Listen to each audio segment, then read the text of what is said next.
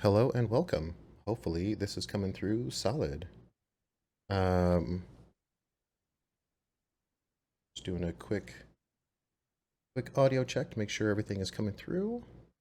Welcome everyone to the Old Ways Twitch live play of the Shadowrun 5th edition drake.Revenge. I'm Lecco, and I have the pleasure of serving as game master for our cast of delightful characters for whom introductions will follow, but not before extending our deepest gratitude to our listeners, viewers, subscribers, followers, and Patreon supporters for whom none of this would be probable.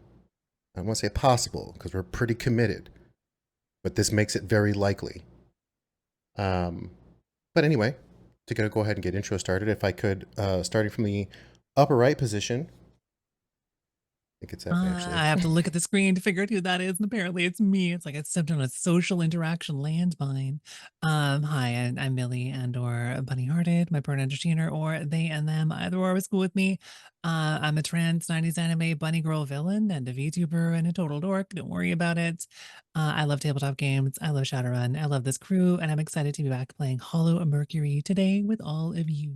And Um, we are I guess excited to she's our phasey thief with few scruples, but slowly developing scruples. We'll see. She's got one. She's got like half a scruple. She's got a scroop or a pull, whichever is less weird to say. to Rupel. And in the lower right position, That'd be me. I'm Morgan. I play Cowboy.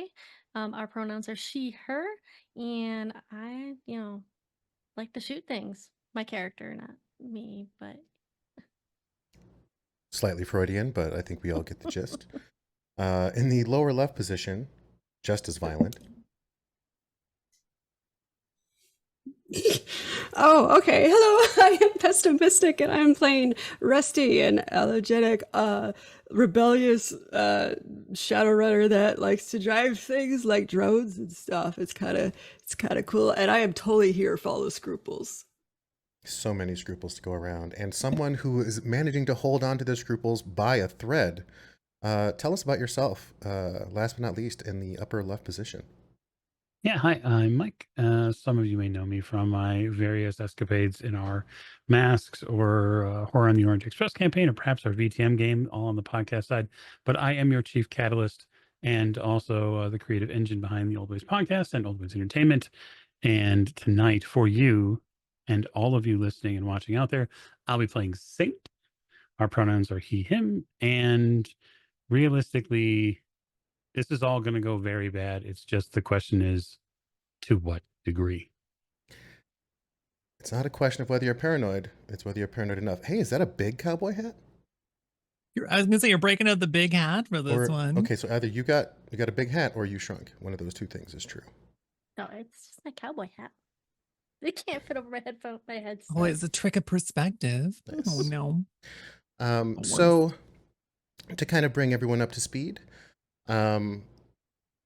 where we left off is a bit of a frozen frame as our team of opportunists, our team of go-getters and ambitious ne'er-do-wells have finally made their way to a tricky meeting in the demilitarized zone of the southernmost district of Seattle, affectionately referred to as the Pileup. How did you get here? Well, the culmination of lots of information, lots of difficult choices, and at this point, no small amount of, I don't want to call it charity, on behalf of those whom you know and those whom you trust and those who trust you. But at this point, it seems like everybody has a stake. And perhaps now you have an opportunity to find another one. As you pull up to the empty storefront in the newly acquired custom Eurocar Westwind that once belonged to a corporate cyber surgeon, now being piloted by a recent addition to the rigger community, Rusty, who is driving manually right now, but who has already familiarized themselves with the um, neural and muscular and neurological connections to said vehicle. Um, and yes, you still feel like a douche when you drive it. But as you pull up to the building, a figure whom some of you have seen before, some of you have talked to before, awaits you at the door with a lit cigarette in hand, a the brim of a Stetson hat hiding pretty much the upper half of his face, with the exception of his eerily glowing blue eyes. The cinder glows as he takes a pull and seems to, on your arrival, raise his chin for a moment and not so much gesture in your direction as much as he kind of turns on his heel and begins walking not toward you, but along the front of the store where you all are meeting. So tell me, who is getting out of the car? I'll get out. Anyone else? Certainly not first. I'll be out too. All right. Rusty? Yeah, I guess I'll trail behind. Okay. It's a little rough. You're still feeling the effects of recent invasive surgery, but luckily for you, the meds that Dr. Chuck has provided give you a very floaty yet sober sensation. It's too real.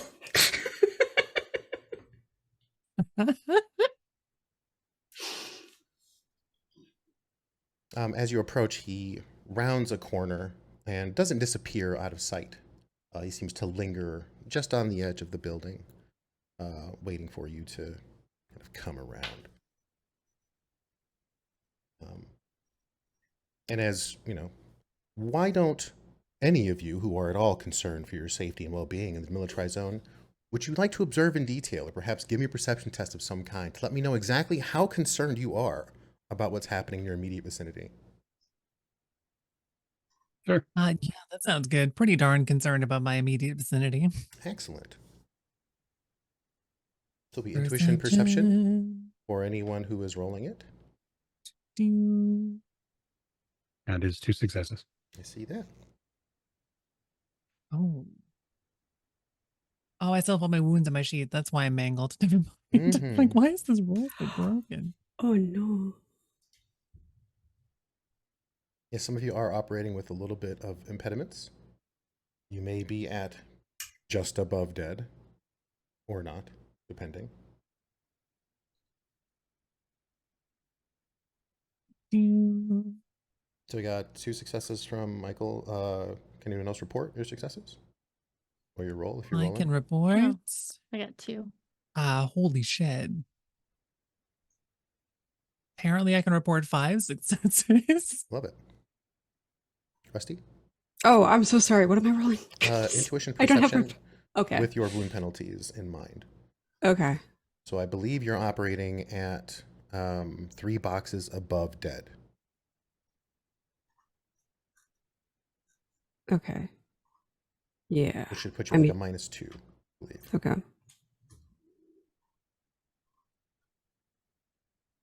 Oh, whoops.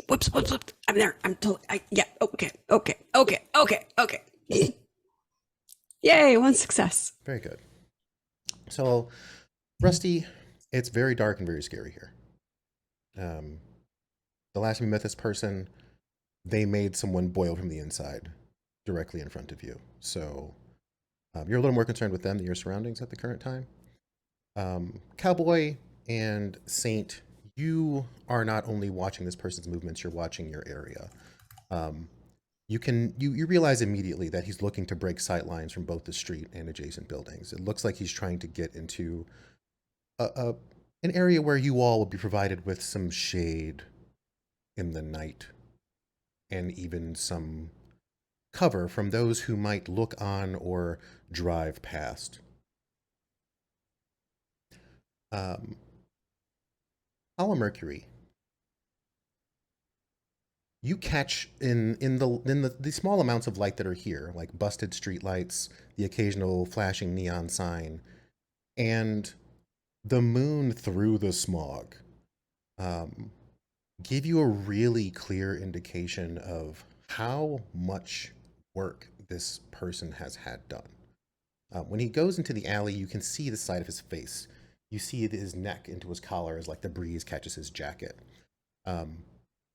Obvious cyber replacements from both a skin and muscular perspective, almost as if the only thing that's remotely fleshy appears to be his face, and you're not even really sure where that ends or begins. There's definitely like a plastic nature to his skin, his visible skin, that isn't obviously cybernetic.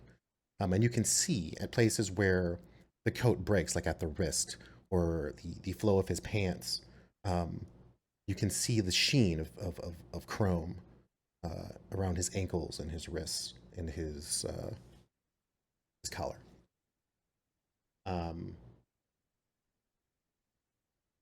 You also see that he's Right. wearing jewelry on two of his fingers on his left hand. He has two rings, on one at his pinky, one at his ring finger. And they're not costume jewelry, like they're not cosmetic. They look almost like art pieces. All right. So you move into this Gonna alley. give this guy some distance then. You move into this alley. He kind of drops his cigarette on the ground and taps it out with his foot as you come across. Blows the smoke out the left side of his mouth, not in your face. I wasn't sure that you would come. We're here. You are. You still have that phone that I gave you? Yep. There's likely little use for it. He holds his hands out. Now, You take it out. the offer I made you was real. But I think we both know what's happened to Lucy by now. I think we do. He kind of plucks the phone from your hand. He holds it in kind of a tight grip for a moment and seems to almost hiss. And when he opens his eyes, you can see there's like a flash and there's a slight pop in his hands as it seems to spark and then smolder and kind of melt into a husk when he drops it. Lucy Allen never meant to hurt anyone. She didn't deserve what happened to her. Her parents have since collected her body and a convenient citation by the District of Redmond for the dockwagon APC that was parked in a fire zone for an hour. System at work, I guess.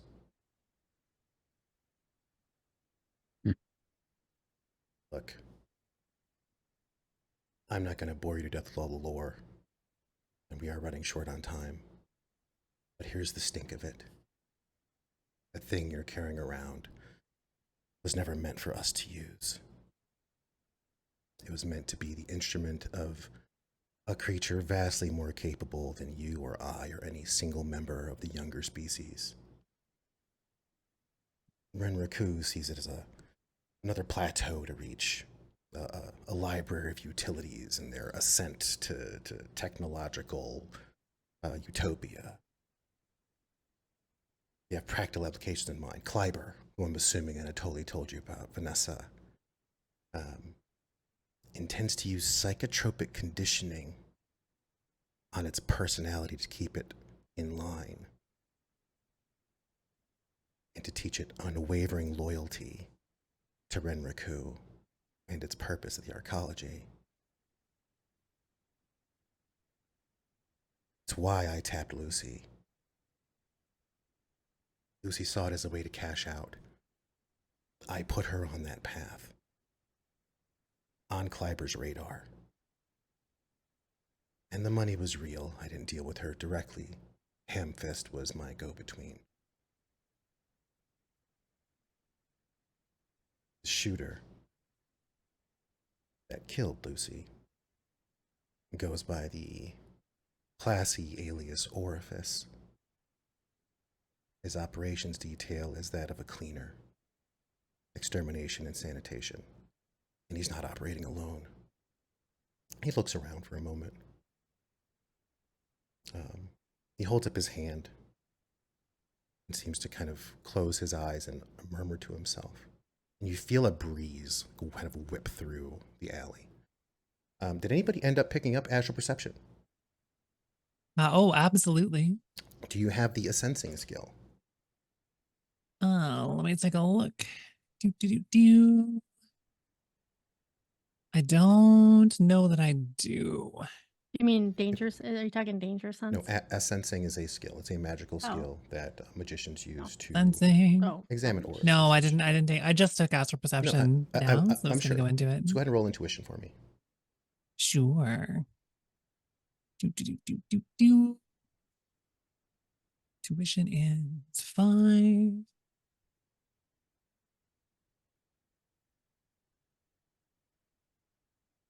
I got 1. Excellent. You see what you can only describe as a ghost move through the alley. And it seems to stop at one end, look around, drift to the other end, and look around, and then float away. And as it does, you see his eyes open. If it moves past like their position, she's gonna noticeably move out of its way. Oh, it does. It moves right through you all. Like, it doesn't blow Yeah, through she's you moving like out of a- its way. yeah. She'll jump. Just a little. Oh no, he- no, thank you. He doesn't seem to notice. Yeah.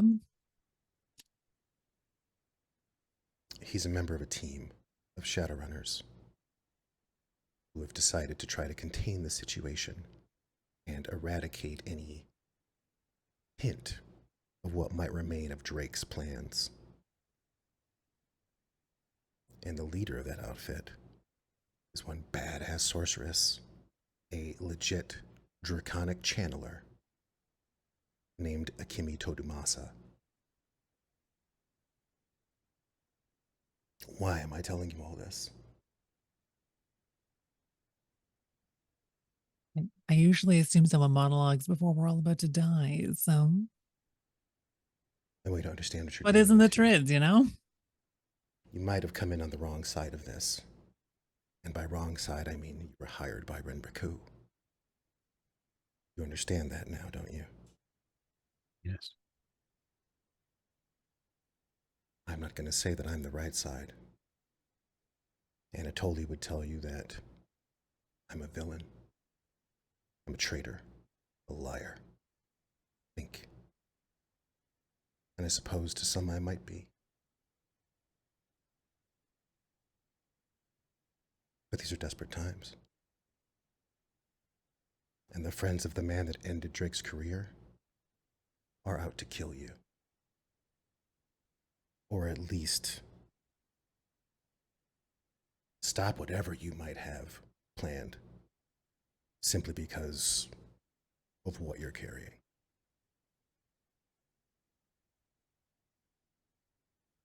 I don't need you to trust me. Go ahead. So this is a warning. You brought us out to Puyallup for a warning. No. I hired Lucy to do a job. Acquisition of that program was part of my agenda, and I still do have plans for it. But it would seem that having inherited the asset puts you in a position of opportunity amidst your danger. What could be the run of a lifetime is staring you in the face.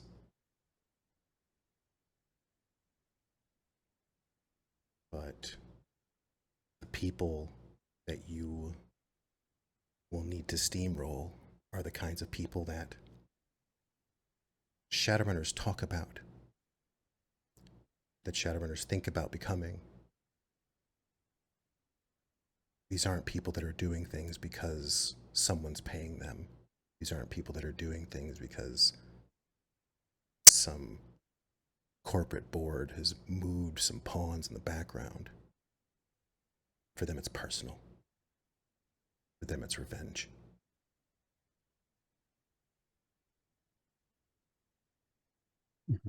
So What you're telling me is a team of prime runners is serving revenge to anyone who will eat. And unfortunately, we're the only guests at the table.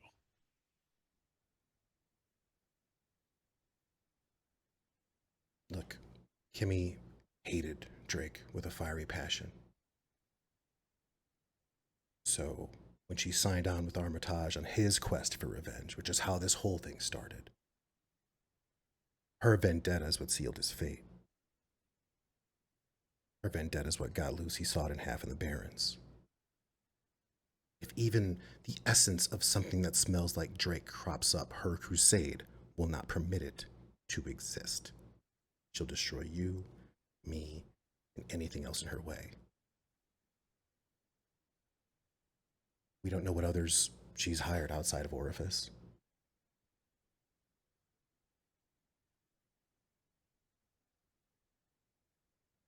Okay. We'll have to speed up our timetable.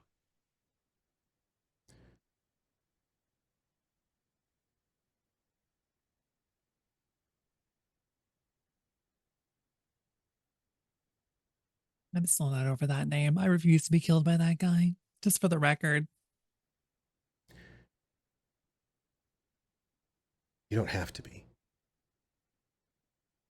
Just because they are working together doesn't mean they work together. Orifice is a sniper. He works alone in the field. It's very effective. Kimmy likely hasn't left her little tower since this started.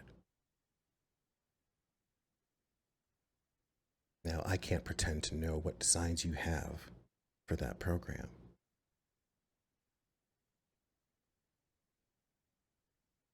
And without knowing, I can't tell you what might happen. I can only maybe ask what your desired outcome might be.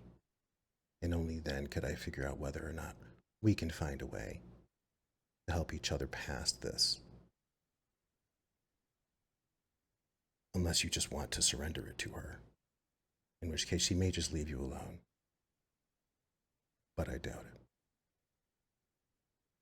I think we're beyond surrendering it.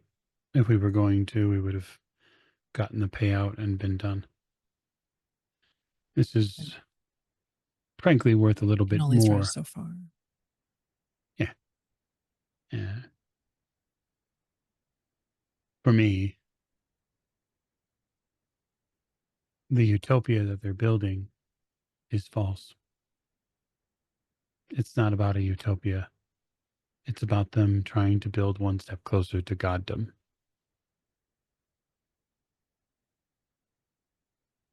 And so, given the opportunity and the means, I want to push their whole little house of cards down. So you want to use it against them? Certainly. Perhaps it will stand as a warning to other megacorps to stay out of the business of artificial intelligence. Maybe it'll scare just enough board members, right? Maybe somebody within that glitzy arcology will pee themselves a little bit the next time someone talks about advanced neuroprogramming.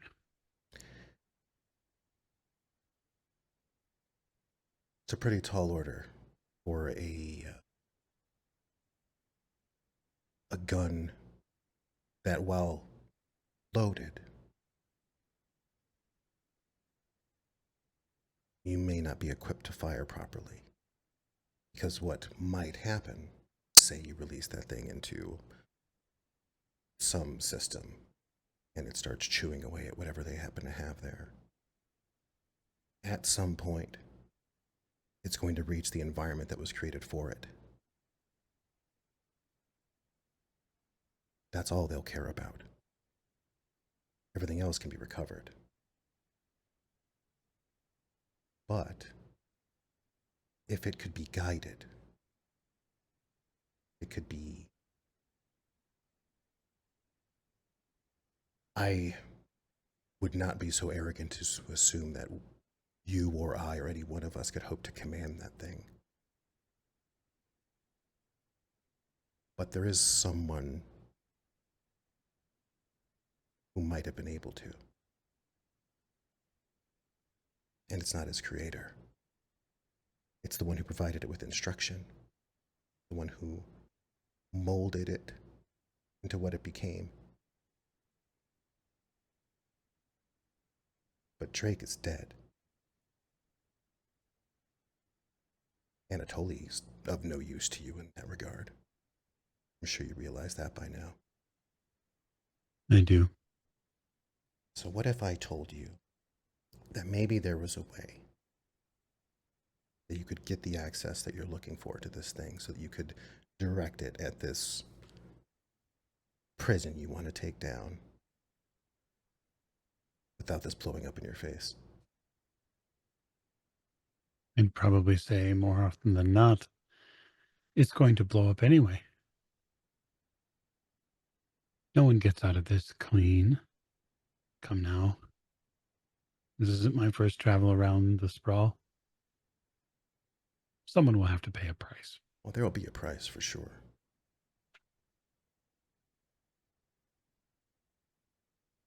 I won't bore you with the details as to what is required for an AI to come into emergence.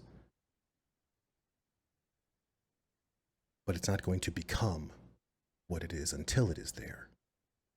And then there's no telling what it will do. But the safeguards are already in place.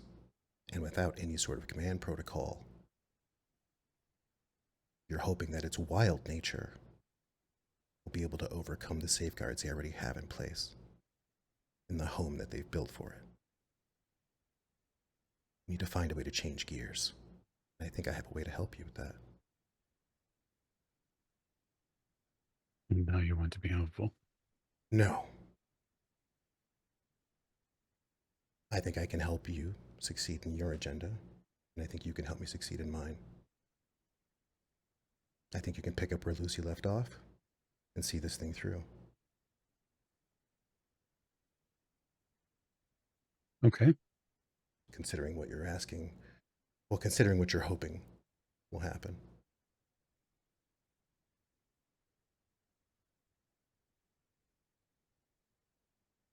But I won't ask you to do it because it's the right thing to do. I'll pay you. Good. Very.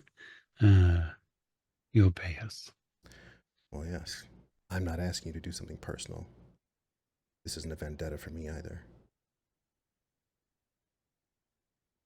This is a job All right. that should have been completed a long time ago.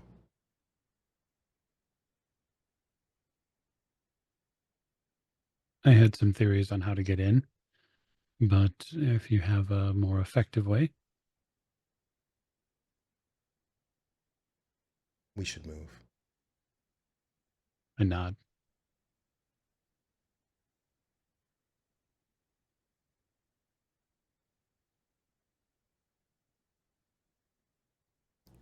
I have a safe house not far from here. You're welcome to follow me.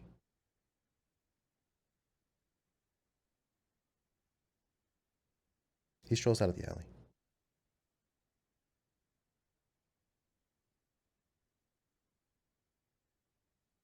Okay. I'm going to follow him on foot. Okay. But I'm going to sub vocal mic to the rest of the team and say, don't go leaving the Euro car just sitting out here. Yeah, he seems to go on foot, but there's nothing stopping you from driving. Yeah, no, let them drive. I'm happy to go on foot. It's fine. Stretch my legs with all the muscle toner recovery. Is anybody else walking? Yeah, I'll be walking and keeping an eye on things. Okay. The question: did And well, that guy tell us his name? No. Nope. I mean, that's how I like to do jobs, not knowing the name of the person I'm working for. that's normal, isn't it? Mr. Johnson, if he starts paying you. Yeah. Mm-hmm. So you want to start walking through pile? Go ahead. Oh, I'm getting Yeah, the car. Mercury will go with Rusty, so we're not leaving someone solo. Okay. Oh, I'm fine. I'm fine. Uh-huh. So as you all are walking, he lights another cigarette and kind of begins just chatting at you. Um,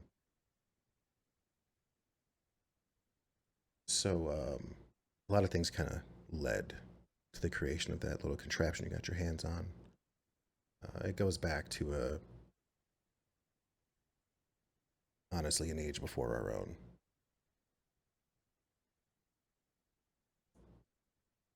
We see dragons now as creatures of immense power, immense influence, but they have their own struggles with each other, their own scuffles, their own differences in opinion. And there was a dragon who, on the cusp of greatness, was denied the honor of becoming a lore master. As in the lore master, the master of all lore that dragons hold, and the archivist of all draconic memory. See, dragons live a really long, and they have impeccable memories. They're actually cursed in a way to see every day in the past as they do the present. So the longer a dragon lives, they're able to reflect on moments in their past to develop a kind of omnipotence. And some dragons dare to hold on as much as they can. And eventually they get put down by their fellows as they go insane.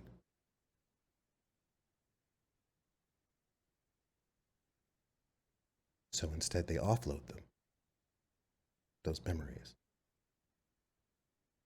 Store them in gemstones, like one would a memory chip.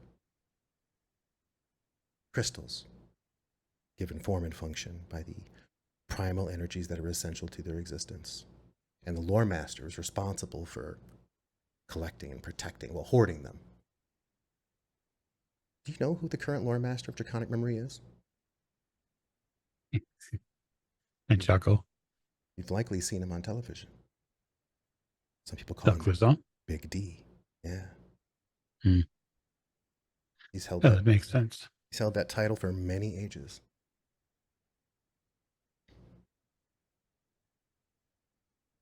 But Soon to be, sometimes, go ahead. perhaps soon to be president. That would definitely be something. But the reason a lore master can hold on to all these memories is because they're essentially useless to that dragon or anyone else, unless that someone knows their true name. When he says true name, there's like an emphasis on the T and the N. There's like a magnitude to it.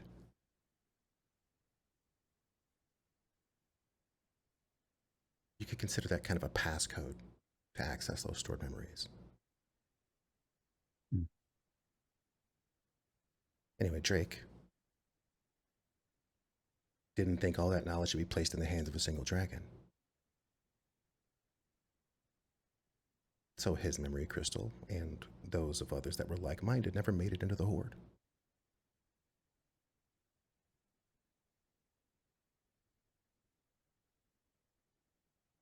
The last memory crystal, prior to his death, contains the information that was used to develop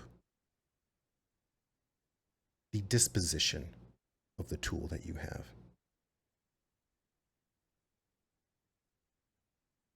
It knows because it's him. He knew. The memory crystal is, for all intents and purposes, an instruction manual. You all arrive at a bunker, basically. Like you'd come to a reinforced shelter that is barely above ground, that looks like it's been built on the ground floor of a blown out shopping center.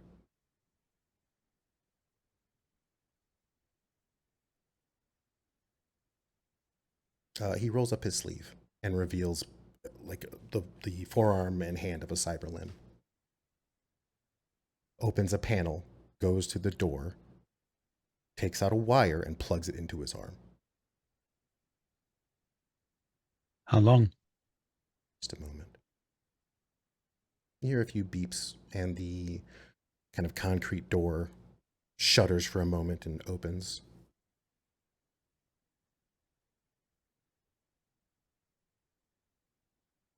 It's just us here.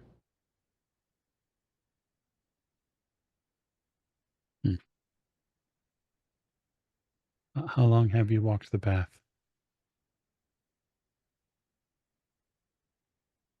I'm afraid I don't know what you mean. I think you do. I step inside. We- Burnout happens to everyone. I was well on my way to burnout long before I met Jake. But when our differences came to blows, and he left me alone in that building to die as he blew it up, my fate was sealed.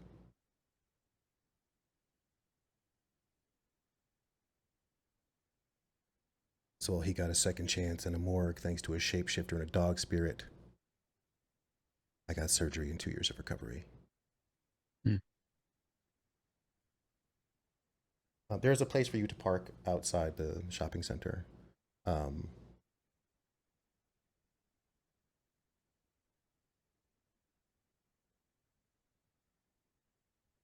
you say anything during all this, by the way, Cowboy? I'm just listening, and I'm watching as we're walking to ensure that there's nothing trying to shoot us. So who's going into the bunker? I went in. Yeah, screw it. All right. Is anybody not going to the bunker?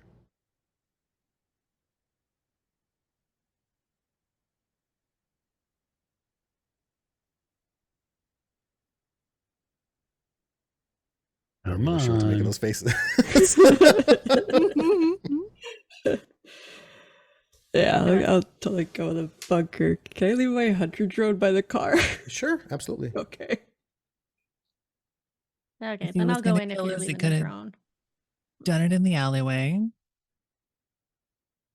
So you all walk into a relatively dark space. The lights come on before the doors close, and you see basically what looks like a storage facility.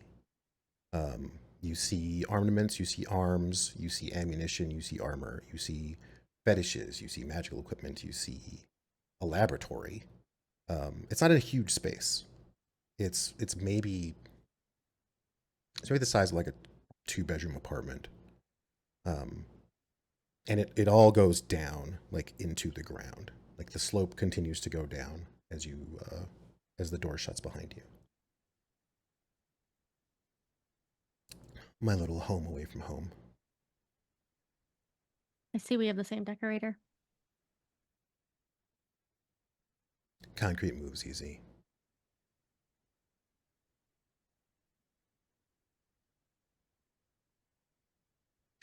Well,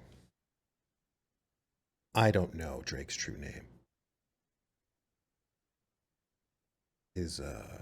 Our relationship never got that far, I guess you could say. But he goes over to a cyber terminal, like an old cyber terminal. Boots it up. You hear it click and whir. And he extracts a disc from it. It's about an inch long. It looks like the largest optical chip you've ever seen. It's just huge. Oh wow, retro. This came at a price.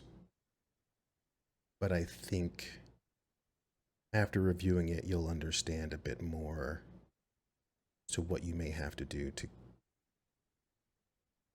if you at all feel like maybe I might have a point as to what you may need to do to get a lasso on this thing. It might be in your interest to get that name.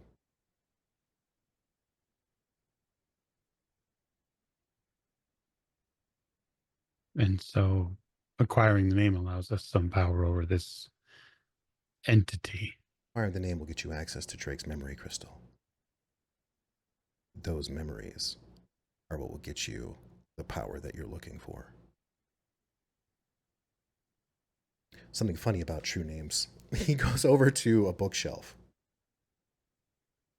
The human mind can't actually comprehend them long enough to retain them in memory. They have to be written down. So the person who knows it has to record it in order to use it, which means it must exist in the physical world.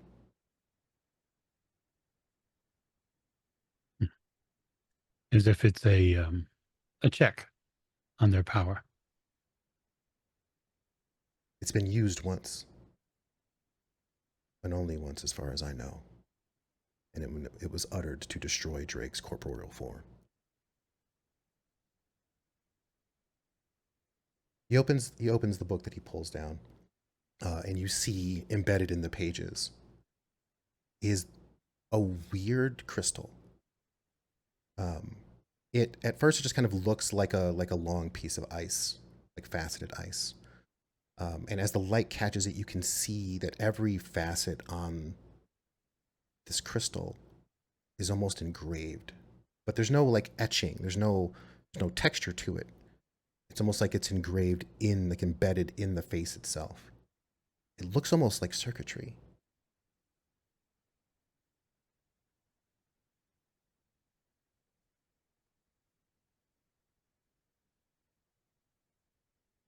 What is it made out of? Power. The very essence of magic itself. The dragon wills it into existence and foregoes whatever memories are stored. So when Drake was killed, he didn't even know why.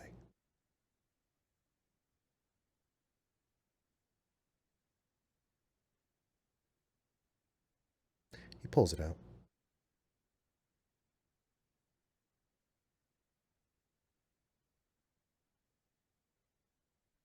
This can help you find where his true name is being hidden.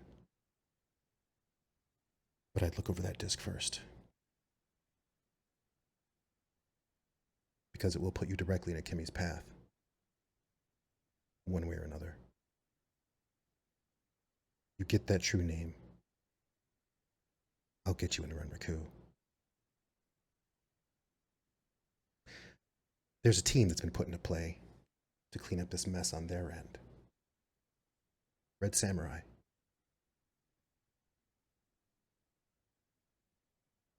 They have unfettered access to every part of that arcology. That's what we need. Isn't it, though? Absolutely. While you're not... The Red, Go ahead. the Red Samurai Guard are known to be lethal.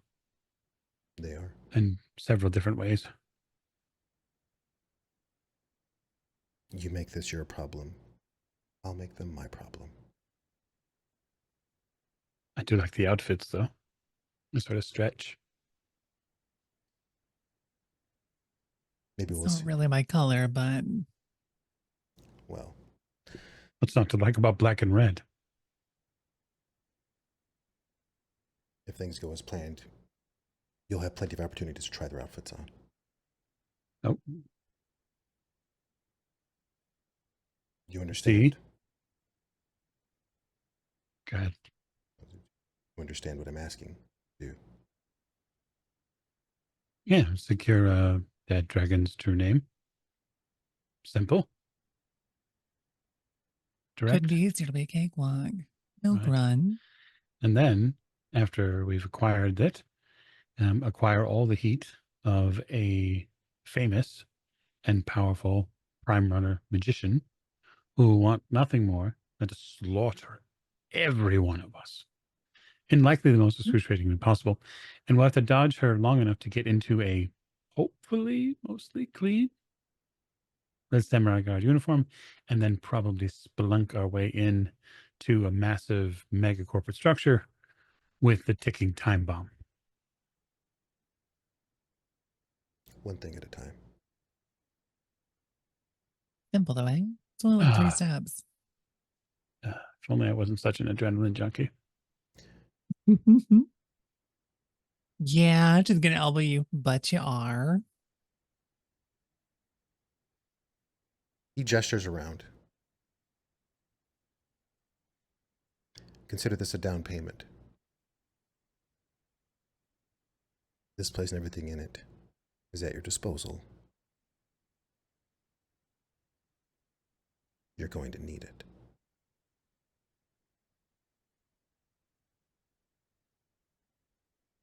On my end, I'll be hunting. We won't meet again until you have that name. We can't.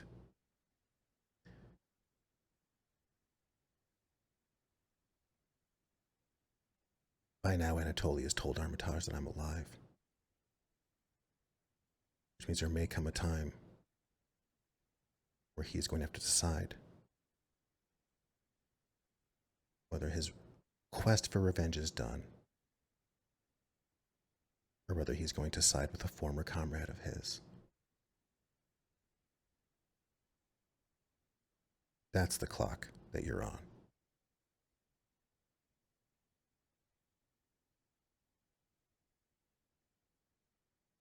I wouldn't say that he's friends with Akemi, but they share a bond. Their hatred runs deep.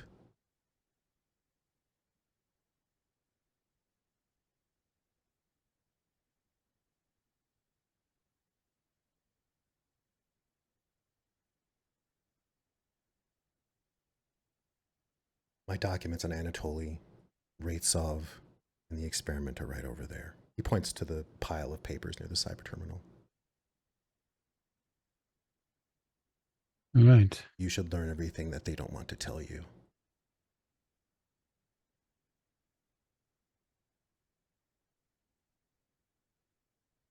Secrets kill. Without question. He reaches into his coat pocket and pulls out what looks like a maglock passkey. It's on the table. This will get you in and out of the bunker. The moment you use it, it'll also remove my access.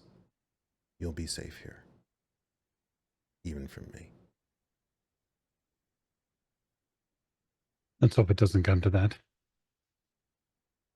Fingers crossed. If you find that you're going to need help,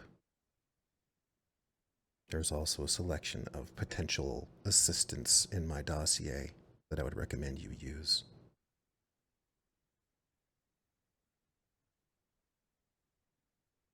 Don't use your friends. They'll get killed. Use mine.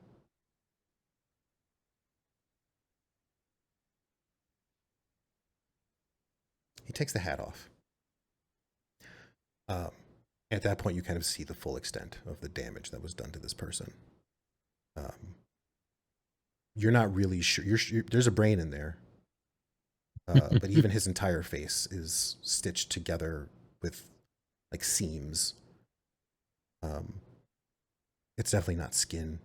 His teeth are probably porcelain. And the blue that's behind his eyes is not magical. It's electrical.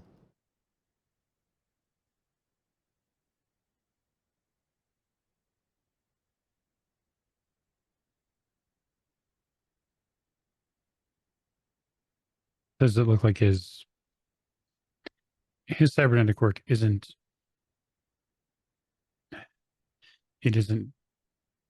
something that he chose, it's something that was done to him? Is that the perception it gives off?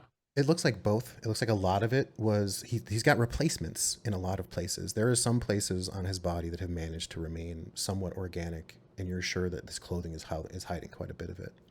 But you can see that for the replacements he has, right? Like for the prosthesis that he has, some of them are also augmented. You can also see that there are runes drawn on a lot of the plates that are on his body. Like his dermal plating has etchings on it that like indicate some sort of arcane something.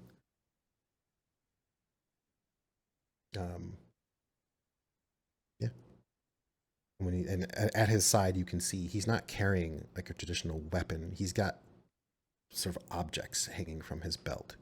Like he's got like a bangle and like a ring with a few other things hanging from the inside of it. It looks kind of like a metal dream catcher. There's a lot going on around his belt area.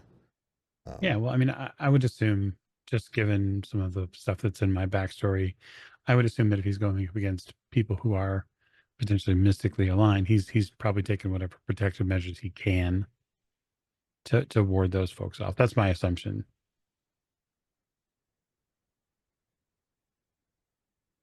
Last chance for questions before I go.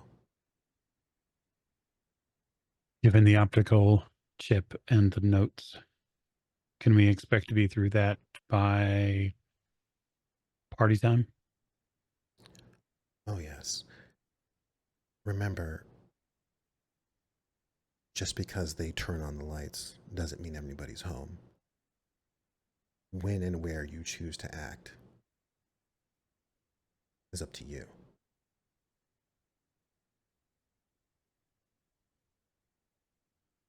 Because the system doesn't actually come online to support that thing until those floors are live. So even if you were on site, you would have to wait. That is good to know. Very much so. He gives you kind of a, it's like a stiff smile. His mouth does weird things. There's also kind of a tinny quality to his voice. He has, like, his skin doesn't pull, so his smile is more like a grimace. He kind of dusts off his hat. Let's hope you succeed where I failed. He picks up his hat and starts walking out. Right on. I just want to really quick, as an aside, thanks to the viewer who just subscribed to Patreon. Thank you so much for helping us support the show and do stuff. So we appreciate that. We sure do. Thank you. Thank you. He walks out. As soon as the door shuts, you hear the maglock passkey beep. I turn to the team. Okay. We need to get whatever's on that optical chip. We need to get read up on it. We should probably take this stack of papers into, well, separate the piles and try to get a rundown of what exactly we can glean from them to find this name and where we might be able to find it. Now we should take a look at all that stuff. Yeah, he said the chip first, so that's probably what I would go after first. Okay. So the chip does seem to work in the cyber terminal. It seems to be the only receptacle that will hold it because it's ancient. Who will be doing the review? Oh, Mercury's happy to. So I'm gonna send you some things that, if you want to share, I'm going to ask you to read aloud. Sure, sounds good to me. Send them on Discord. Yes, yes. Send them in Awesome. the handouts channel. Handouts channel. Channel. So what you find is, it once it boots up and starts churning through its information, you start getting basically a box of mixed correspondence from and to a pair of senders and receivers.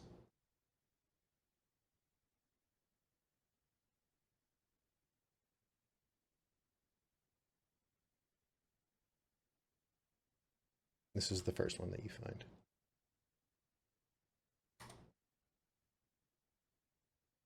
And it's dated. Okay, awesome. I mean, she's fully intending to just read them out loud. If it's something she decides she needs to keep for herself, she's confident she can bullshit that and lie partway through a sentence if she needs to. So she's just gonna at least present transparency to begin. If the communication is suddenly like, you know what, that Hollow Mercury check, she's garbage, we hate her, then she'll lie about it. But that seems unlikely, so.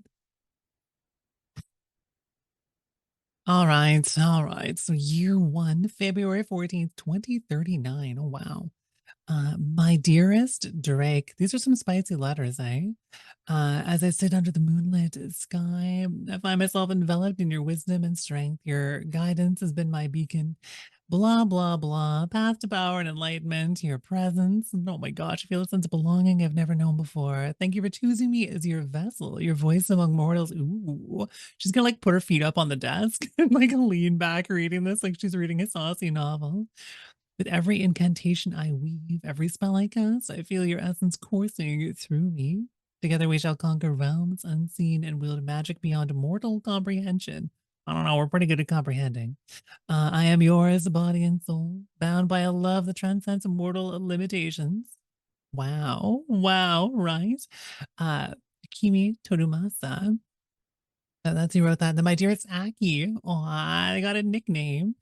Your words fill me with warmth and pride. To see the seeds of my wisdom take root within you brings me immeasurable joy. You are my chosen vessel, my voice among mortals, and I am grateful to your unwavering loyalty. Together we shall unlock the secrets of the universe and wield power beyond imagining. Your devotion fuels my own, and with each passing day, our bond grows stronger. Know that you are cherished, my dear Aki, now and always, with endless gratitude. Oh, hey, this one's from Drake. Okay, not as saucy as I was hoping it was gonna be, but it was kind of getting there at the start, you know?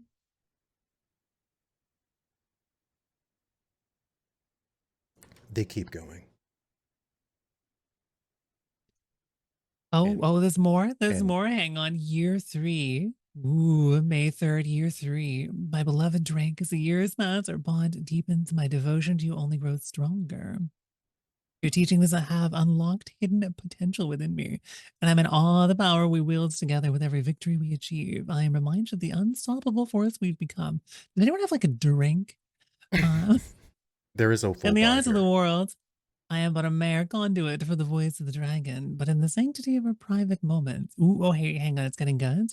I am yours completely. With you, I am whole, unstoppable, a force to be reckoned with. Together, we shall reshape the very fabric of reality itself.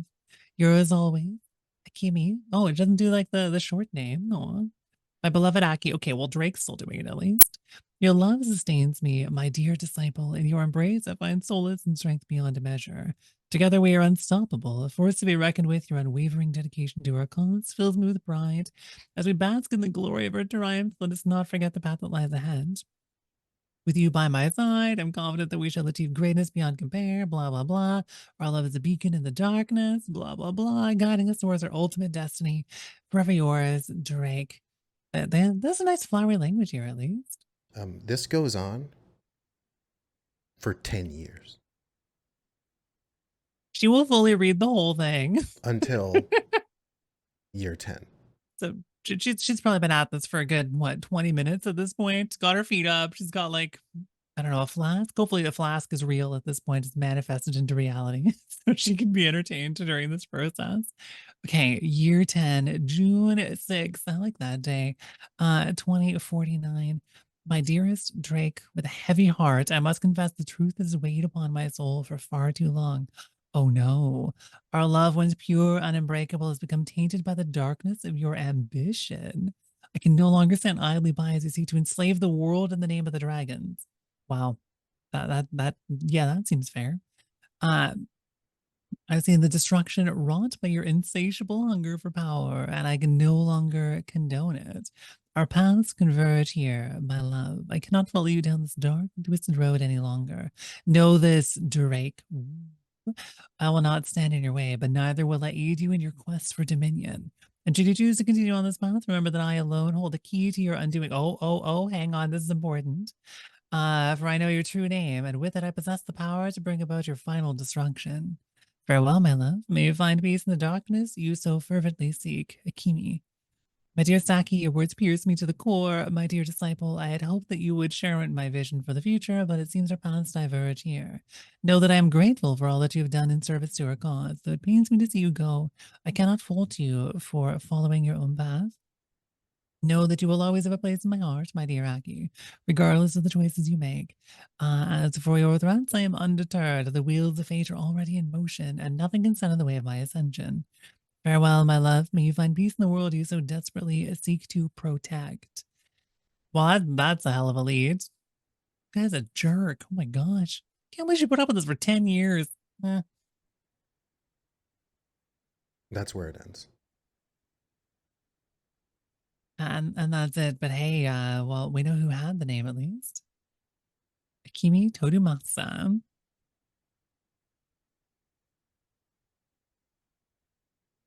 Oh, Y'all find anything? I really thought that was going somewhere else at the start, but I mean, I kind of did a little bit for some time there, but like, I guess they weren't into sexting to the degree that I was hoping. Yeah, they probably had a private frequency for that. This is a private conversation, though. Like, this was sliding into DMs here. Dragon selling. Anyways. Video conference call. Yeah, so after we get a little bit of the the preamble from Aki and understanding the relationship they have and where it was and now where it has gone over the years. And that's what, 6, 7, 8 years roughly? That would have been, so 2049 would have been 5 years ago. 2050 is the year. That was when the Aneki Corporation got blown up. That was when Drake Corp got blown up. It was when Drake was killed. Yeah, so it lasts about 11 years, give or take. Mhm. And clearly there's a falling out between Aki and Drake before that happens. She leaves before the volcano island incident. Mhm. Okay, so from there we dive into the paperwork. Okay. So what I'm going to need from anybody who's doing research is to give me a logic and preferably a knowledge roll or a technology roll or a software roll. Some sort of role you're going to have that's going to basically elicit information.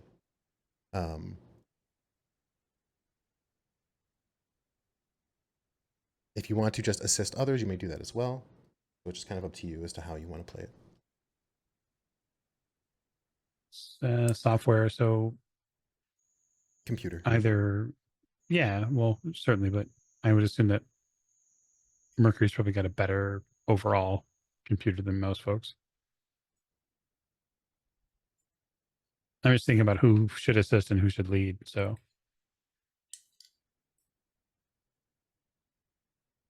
Well, it's not all technological. A lot of it is almost conspiratorial.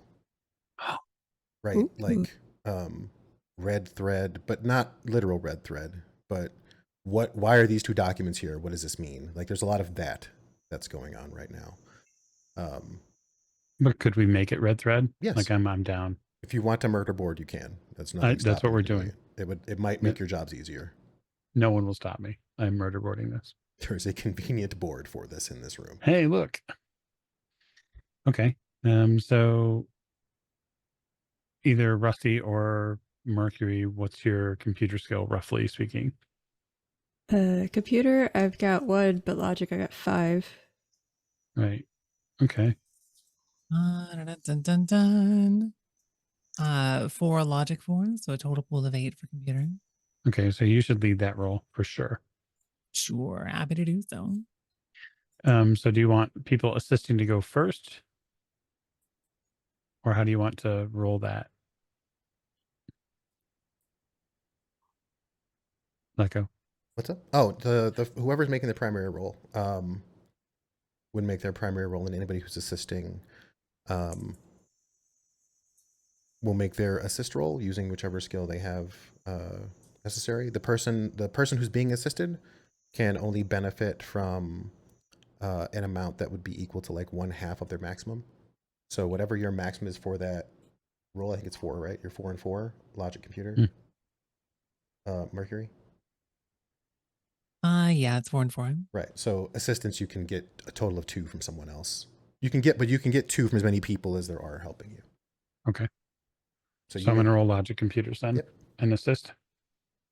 Sounds good. Maybe. Sounds good. I'm gonna do the main. Wow. Got 3 successes on that. Right. 2 of those will work. I got none. Would you like to re-roll with that with some edge, perhaps? Actually, Yeah, you know what? I tell you sure. what. Don't do that. Keep Okay. working. Keep working. Keep working. Don't spend your edge. It seems like we have some good assistant roles here. Do I need to succeed for them to count? I feel like No. they would. No, and Okay, I'll awesome. tell you why. Once upon a time, there was a backer who decided that Hollow Mercury needed to succeed when it was time to succeed. And in this failure, in this moment, where you are the pivot point around which this information will spin, you'll be granted a moment of clarity thanks to a hand of fate casted by No. a glorious supporter. Yay. Thank you very much for the hand of fate. So well, that is I actually appreciate it. going to be 8 successes, but you cap it 4. Okay, amazing. I feel the way that this goes down is that she fully regresses back to being like a corporate paperwork zombie. Like she's gonna pull a pen out of nowhere. It's in her ear now. She's peering over glasses. She's rampaging through paperwork at record speed because she's got quarterly profit quotas to meet and some fraud to commit. And it is a human computer at this point. Just rampaging. So as you all begin tying papers together using thread and tape and push pin and sticky notes and whatever else you're using to notate things, Hollow Mercury goes into a bit of a frenzy and begins digging into the middle of various stacks of paper, pulling things out and creating like huge pools of masses on the floor that are getting sheeped through and stepped over. And after a couple of hours, you all paint a very, very clear picture of a few things. You realize that a lot was left on the table, and it probably on purpose by Anatoly. Whether it's by shame or by proxy or because he didn't know. The original job, the first job, the job that Jake Armitage was hired for was twofold. He was supposed to pick up the anti-AI, store it in his head, and then get it to Anatoly. Now, Anatoly, at the time, was captured by Drake. What he didn't tell you was that RateSolve, as part of the install for the courier, received a cranial bomb as well. Jake Armitage was also not the only courier. There were 5 copies of the program made in order to hedge their bets. Drake tortured this plan out of Anatoly and killed all of them, arranged to have all of them eliminated. Armitage died, but woke up in a morgue with no memory, thanks to the program. And he woke up in a morgue thanks to a dog spirit and a shapeshifter. So the first thing, obviously, is that RateSolve, who was responsible for creating the anti-program, also was going to make sure that the couriers were, expendable in that way. RateSolve is also responsible for creating the environment along with the Dr. Sherman Huang, whom you know as the Johnson that hired you. Huh.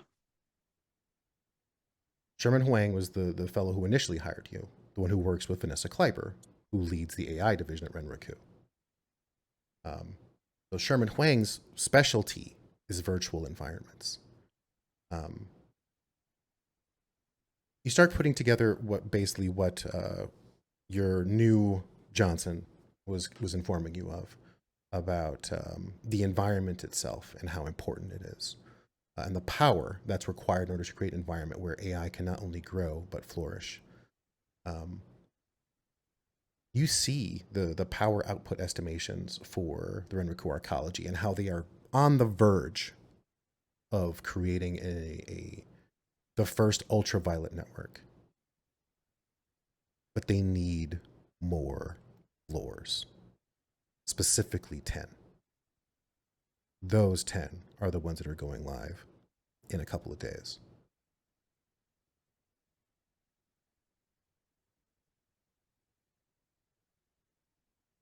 Well, alrighty then. You also find an abundance of notes that seem to have been handwritten, either by the person that was here or by someone else who seemed to have firsthand interactions with Drake, you find like essentially a mission statement. It seems that what Drake was looking to do, Drake's philosophy was that, much like dragons, man, the younger species, also should not have unlimited access to information at all times because they've never been responsible with it. And so the Matrix he saw, much like he saw the lore master.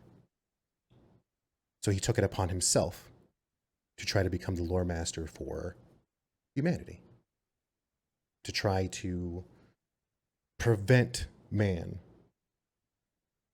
from distributing and redistributing knowledge at will, creating a unlimited, unfettered resource by which the wellspring of ideas and machinations could spin. And this AI was going to do that, so to give him control of the Matrix. And speaking of control, we're about to get some ads. Yep. Are we up on time yet? We're 8:30 Central here, so we're close. We can. I think. I want to give you all an opportunity to ask questions, and then we'll take a break. So can we snooze the ad real quick? Sounds good. Sounds good. All right. Wait. Go ahead. So I've info dumped plenty. I want to know if you have questions. If there are any questions that you want or need answers to, that I may have left on the table, or that may be buried, or may require inference. I have maybe a stupid question. So is the person that the half machine, half, guy in the cowboy hat, guy after my own heart. So is that Jake Armitage? No, you know No? what Jake Okay. Armitage looks like. Okay. He's not famous as much as he's infamous. You don't really know who this person is, and if he did have a face before, it probably didn't look like it looks now.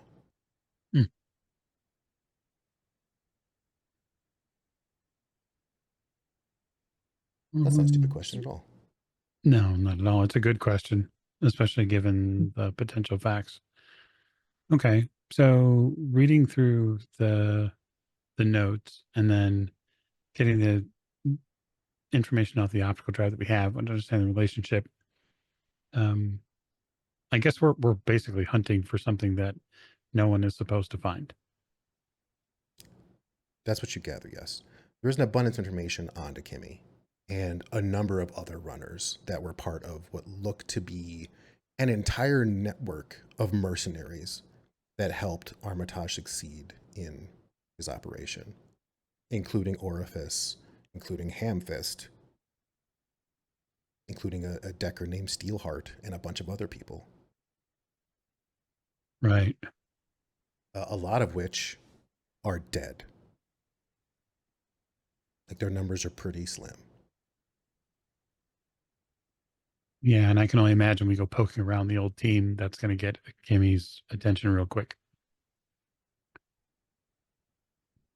But if she's the only person that has, so am I surmising then that she's the only person that has the name sitting there, right? Mm-hmm. So the one person we don't want to tangle with, we're going to have to at some point. What you do have is a location. Okay. Mhm. She has a luxury apartment in a building downtown that is considered her holdings. Is also where her library is, and is also where her school is. Oh boy. Now, she doesn't teach a lot of students. She doesn't have a number of apprentices. She only has one at a time. There is no information about who her apprentices are, just that she has them. Draconic challengers are apparently very, very secretive. Can't imagine why. Yeah. Okay.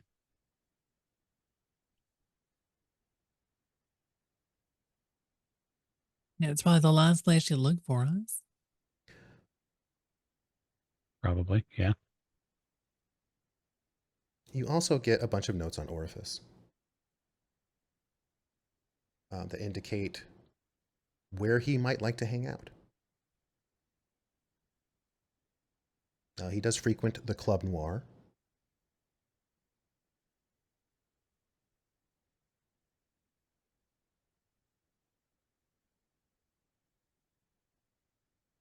Okay. So that's at least an opportunity. Any other questions before break? All right. Well, I think with that, we're going to go ahead and take a few minutes to stretch and breathe and consider everything that's going on. We're going to run an ad and then step AFK for a little bit, and we'll be back in just a bit. So stick around. See you on the other side, nerds.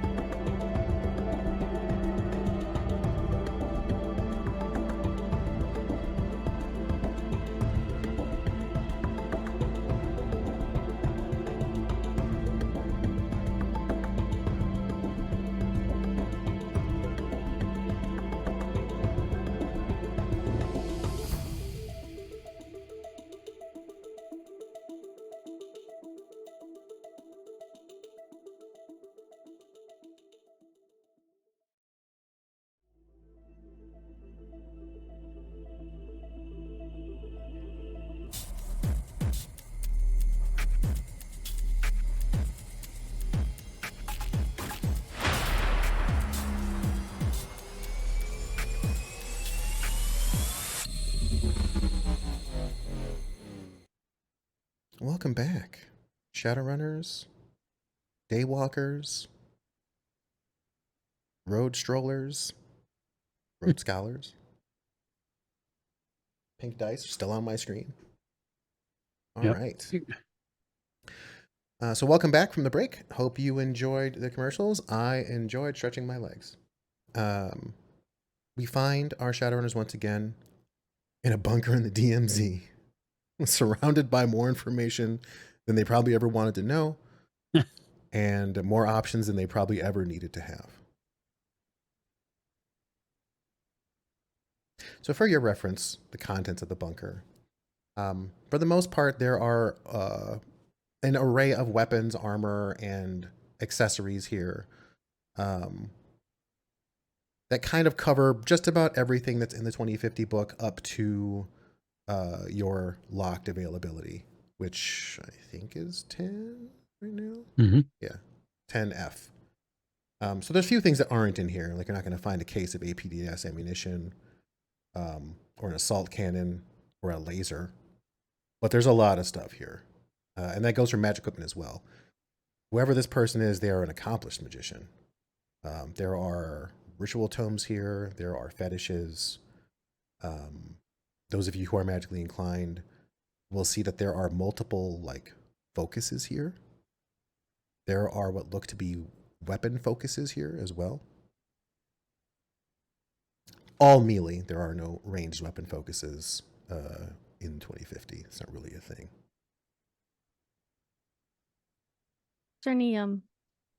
Is there any clothing available? Clothing, like regular clothing? Yeah, I lost my lined coat. Oh, there's after I plenty. did- There's about 8 lined coats here. Yeah. Oh, good. I grabbed one. Of Along various with some armor clothing. of various levels of style. Everything's gently used. That's fine. I'm gently used too, so it doesn't matter. Hello. Hello, everyone. Hello. We are all learning so much about Cowboy today. So much. What about a chameleon suit? I forget if those are 2050 or not. It might not be. I don't think they are. I'll take a quick look. I'm realizing it doesn't say 2050 next to the name. Clothing and armor. How much firepower ammo is here? Just wondering. Firepower none. There is explosive. Right. Firepower TM is banned. Banned. Banned. Let's see. Clothing. Let's check the clothing list for you. Armor clothing, armor jacket, armor vest clothing. Heavy line coat. There's helmets here. There's everything but full heavy armor here. But no chameleon suits. Yeah, I don't think it's in 2020. So limited, but not impossible. There's commercial grade explosives here. Hello. An abundance There. of them, actually. Get them to Rusty quick. Now I know how those work. Yeah, I mean, I think I'm a little less concerned about like the mundane weaponry. Mhm. I'm more interested in seeing what anyone could make of any mystical tools. Oh, that's Yeah, I'm certainly curious about that too. It's not something Mercury is really experienced with, but she's got a little bit of a mystical connection. So, in order to use a focus, like a weapon focus of some kind, you would have to bind it to yourself using karma, but you should have some karma available. A weapon focus adds its rating to your attack roll when you use it, if you bind it to yourself. And it's all melee stuff, right? It is all melee, yeah. Yeah, that's scary. So there's knives, axes, there's a couple swords in here. I wouldn't gain any benefit of using a weapon focus because I'm not mystically active. Why don't you actually go ahead and make me a melee combat roll? Logic, but roll logic in armed combat or melee combat, whichever. I'm going to roll like regular dice now.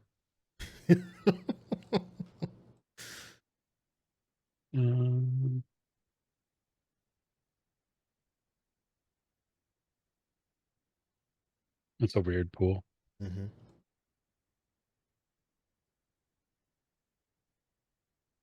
One success. There is a katana rack that sparks your interest. It's like it's got the three, like, what is it, 3 or 4 steps? It's like katana, wakizashi, tanto, and I think there's 3 blades on it. Daikatana. I mean, if you want to go up to all the way, like The katana's the longest one here. Yeah. So yeah. Okay. But yeah, there's like a 3-blade stand that catches your attention. The blades are naked. They're not. There's no scabbard. And what catches your eye is that they are etched. Yeah, I mean, as someone who's proficient, not only proficient with blades, but also has a keen interest in them, certainly I would go inspect them. The material that is used in the etching is unusual. It's like, it feels kind of like titanium. It's a soft metal, but it also feels very, very strong. That it's wound up various parts of the blade. What languages does Saint speak and read, if I may ask?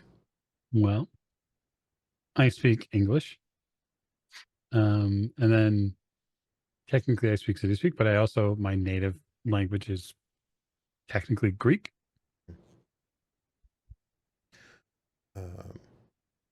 So you're not really sure what, you know that there are words on these blades, and it's pretty clear that they belonged to someone or were made for someone for a purpose.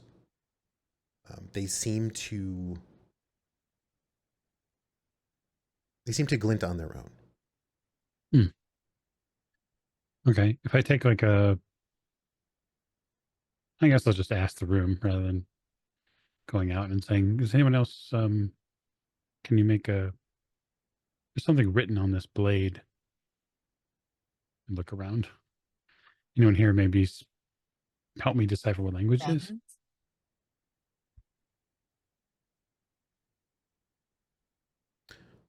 It looks like I Latin. guess, Laika, do you want to share what language it's in, or should I share what languages we have? It's in Latin. It's in Latin. Yeah, I don't got that. But if you have a romantic language, I'll let you make a roll. So your French speakers, Spanish speakers, your Italian speakers, Nope. I think Portuguese counts. Something in that vein. Whatever it says, even as you get closer to them, the weapons seem to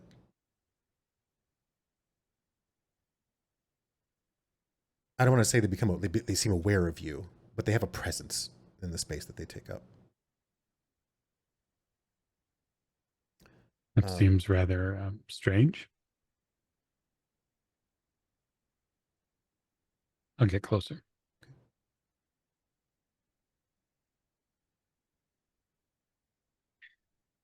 It would be a pity to at least not test the weight of the katana to see how it is balanced. Okay. You reach over, using both hands or one hand. I think both hands. Okay. So when your hand slides into the pommel of the blade, it feels very smooth and kind of, there's like a supple leather to the grip itself. It's heavier than it looks.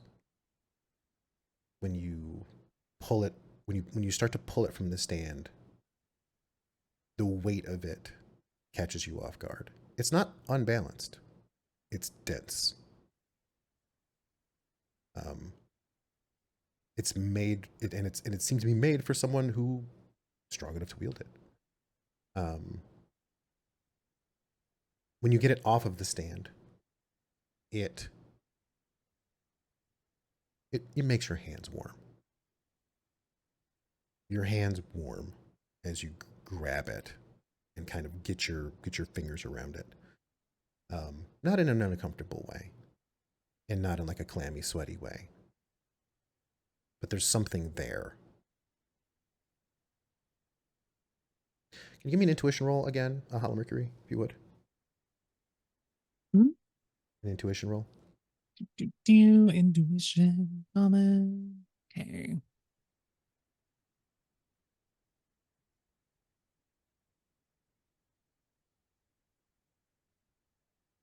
I got 2. Perfect. You You feel like the hair on the back of your neck stand up, and you find yourself peering again into astral space, almost reflexively. And you can see Saint holding onto this blade and kind of moving around with it, and something seems to be following him. Like his movements almost around him, like something is there mimicking him. Oh. What did you find? It's a katana. Uh-huh. Well, there's an entire set of blades here. Yeah, I think that one's haunted. It looks at you, Hollow Mercury. Oh, she's gonna wave awkwardly. Hi, ghost. For a moment, its eyes like seem to glow, and you can see the shape of some sort of armor-clad, like ancient warrior before it just seems to kind of fade into nothingness. And it seems to kind of drift Oh, between that's that blade spooky. and the ones on the stand. The blade seems to cool in your hands. There's definitely something unique about this. Mhm. It's definitely haunted by a ghost. Anyone have any magical theory? Not really. You can make a logic roll if you want. You'll be at -2. I'm going to do that. Sure. Sure. Is the skill called magical theory? I think so. Is it a knowledge skill? It would be. Yeah, okay, I don't have it. Let's do the logic then. I don't think you have summoning or binding, right? No. I have a question for you. Sure, go ahead. A semantics question. If I roll with edge, do I like roll the edge with logic pool as it's happed? Oh, you're asking if you still suffer from the penalty for defaulting, but you get to add your edge and use all the other benefits. Okay. All right, it's a -2, right? I mean, I didn't roll any successes with 4 anyways, so I have 2 successes. never mind. Perfect. Oh, actually, technically that's a 6, so it would edge reroll too. Yep, it would. So you can roll another die. I'm going to do that. Perfect. Yep. So that's 3 total. So you are relatively sure you're not off base when you say this thing might be haunted. There's definitely some presence there. Saint, something occurs to you, and you think back to the conversation that you were having with your new Johnson about burnout. Mages who burn out don't necessarily lose access to all the magic that they have. They lose access to certain types of things.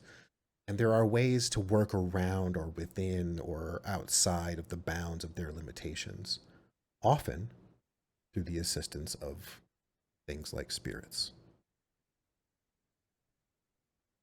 Astral beings who can help them. Maybe who can bolster them or support them or fight for them or teach them or do any number of things with them. Okay. So I would like to follow a logical train then. And are there on the Tonto and the rest of the other 2 blades that are here, are there also etchings and Yes. letters? They're Okay. all similar. So I want to write all of them down. Okay. Just on whether it's a piece of paper or whether it's a fucking napkin or whatever it is. And then I don't know, I guess maybe search for what the name might mean. Okay. Seems simple. There is no matrix access down here, by the way. Well, that's a problem, but also a benefit. So, so I probably would just turn Seems back like to it's by design. yeah, turn back to Hollow Mercury and say, I'll write the names down. The weapons are fine quality. The weapon is nicer than the katana I have. Well, I mean, if you're feeling confident, why not? I'm sure we can get it translated if you really want. I think it's only right that I know who the blade is. I say that really in a sort of a strange way, but that's what I mean. Beyond that, there are other foci here as well.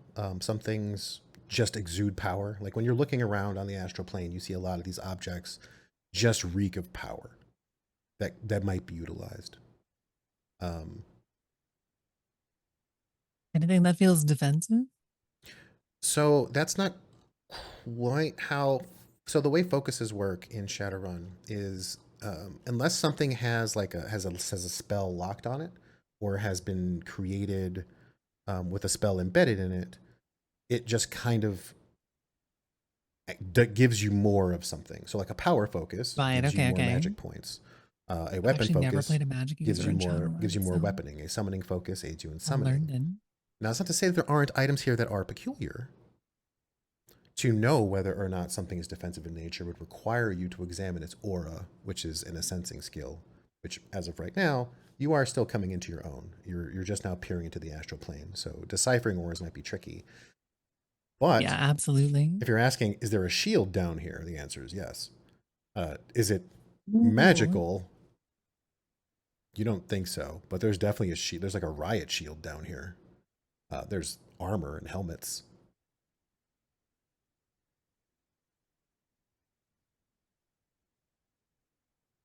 But as far as magic goes, a power focus can be used to defend yourself magically, for sure, especially against something like a spellcaster or a counterspelling focus.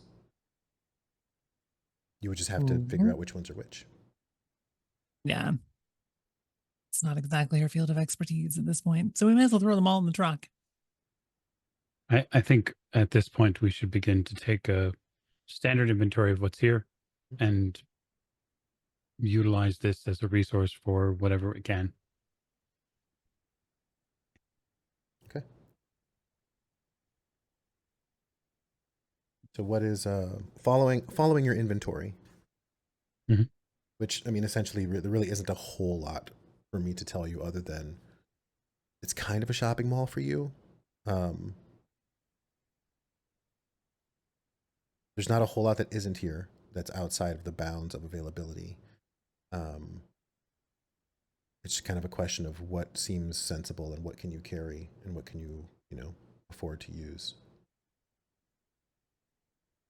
Anything about the vehicle? You are kind of the exception, as it seems that this person doesn't drive or drone. Oh, that's fine. Do they have shock glove? That sounds like fun. Shock gloves? I think shock gloves are in 2050, right? Yep. Sure. Shock gloves are easy. Sweet. I'll probably definitely take some of that armor too. All I've got is armor clothing and that's it. Yeah, and you don't have to, we need to. again, you don't have to shop right this second. Like we can definitely handle that off camera if we need to. Gotcha. Well, what I'm curious about is what your next steps are. Ooh. Well, I mean, I have a date. You do. I need bed rest.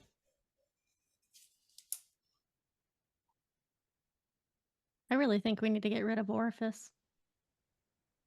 Not I kind of our think so too. orifices. The Orifice, which is a horrible name. Why would you name yourself that? It's not the I orifice. guess It's orifice. just to strike annoyance into the heart of your enemies. It's just orifice. Wow. Zoom totally just freaked out. Orifice. It's crazy. Wow. What happened? We're good. Okay. Just for Okay. on stream for a second, we may have encountered rogue AI just for a moment. It blipped. Temporary Oh, I might have alt-tabbed. explosions. Sorry. Oh, well, I mean, I'm going to blame it on the AI. Yeah, I think take stock of where we want to move next to. We have a couple of options, right? So I don't think going back to Mercury's old place is an option. Oh no. Oh, definitely not. I'm gonna burn that place down. I mean, I'm not. My dearest friends live next door and downstairs, but Well, yeah, heart, but that thing is burned. yeah, you can't burn down your lamp. We need to have a place where the car can be Dare you, parked in a garage or in a safe space.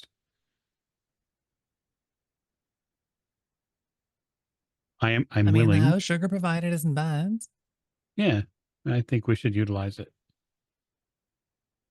So if we head back there, we can, I guess, assemble on 2 tracks. One track would be to locate Akimi and understand the place that she's teaching out of and how we might potentially get, I don't know, touch with her or potentially liberate the information she has from this school. There is another Do you track think here, it's which possible she would tell us if we're real charming? hate does funny things to people over time. I don't think that being as, well, give it as deeply in love with Drake as she was, I don't think she's likely to ask a lot of questions if we start asking questions about Drake. She's likely to move directly to what is easiest for her, which is to kill. That said, I'm all for negotiation if the situation presents itself. I mean, if we can find a safe way to communicate, might save us a whole bunch of hassle, but it also would tip her off. Oh yeah. As far as going after Orifice, it might be a little difficult to hunt a sniper, which someone who lives in the dark, but that doesn't mean it's not impossible. It might be Well, easier just to potentially hire them. we know what nightclub he frequents, don't we? Yeah, Club Noir. Mm-hmm. Yeah, we do. So why don't we do a little research on the club and do a little research on where Akimi does her schooling at. This is the legwork portion of our job. Got it. Would using my spotter drone for Kibi help at all? Potentially.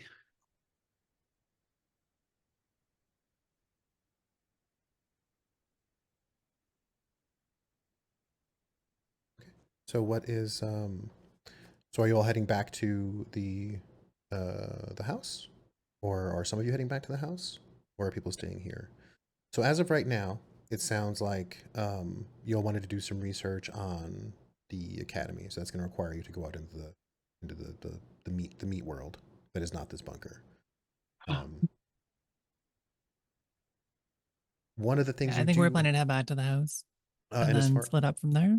As far as Orifice is concerned, there is information as well on the fixer that Armitage used to hook up with a lot of the runners that he did, including Orifice and Akimi. And that fixer seems to still be operating.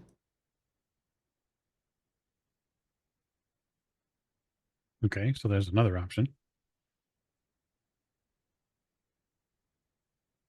Got to figure there's probably some potential business loyalty in that fixer to their old clients or potentially current clients. So we need to be careful about what we say.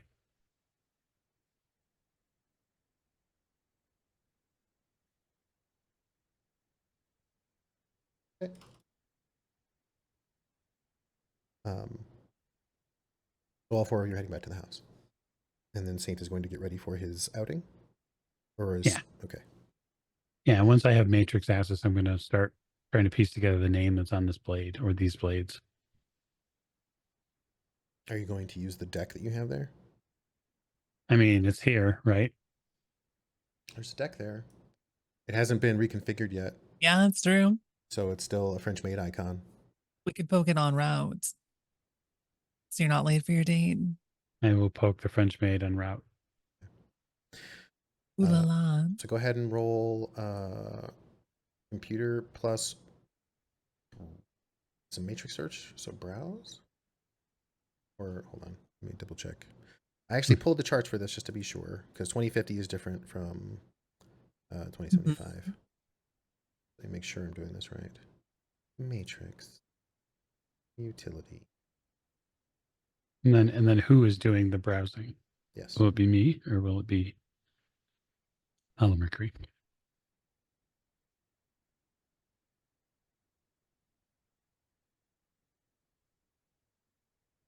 I mean, happy to take a look if you want, or I can just hand it over to Mm. you. You're likely far better with a computer than I am. Yeah, we'll find out. None of them have tried to melt your brain last week, though.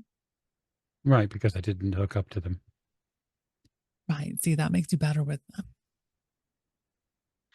So the thing about the Matrix, and this is something to understand about 2050, it's not like Google in the sense that there is a global search engine. When you want to find information, you have to go somewhere that has what you're looking for and then find it. Mhm. So that's general. So where would you like to, I guess, begin your hunt for information about either these blades or the language that's on them? I mean, if it is it clearly and transparently Latin? I feel Latin's pretty identifiable. Sure. The Seattle Public Library should have books on Yeah, that. exactly. The library should have some kind of a translation thing. Then go ahead and roll browse. So it would be is it sensors I'm utility? sure I'm finding browse under my active skills. It's not a, it's a program. So if you look on the deck, right, I gave you the stats for that deck. Oh, on the deck. Yeah. Browse is a Hang on. utility. You're right. That makes sense. So it's browse plus data search, which is a skill.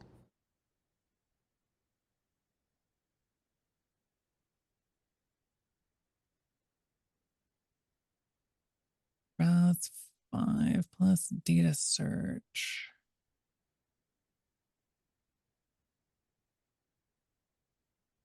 Definitely not seeing data search, so I might just do browse then. Sure. That's what decks are for. All right, that's the threshold. 2 of them. So this blade was a gift to a great. It doesn't mention them by name. It mentions that the blade was bestowed upon a great warrior, for whom in death they would serve as the guardian they failed to be in death, or in life. Sorry, in death they would serve to be the guardian they failed to be in life. When you So, look at the when you feed in the inscription, it returns a book of like myths. And these are the blades of the nameless Bushido, the lost Ronin, basically. This person failed to protect their god emperor, and threw themselves upon their blades 3 times, in shame. Those blades were then reforged and repurposed, as their spirit felt unable to leave this plane. And upon the awakening, they were reunited and given purpose.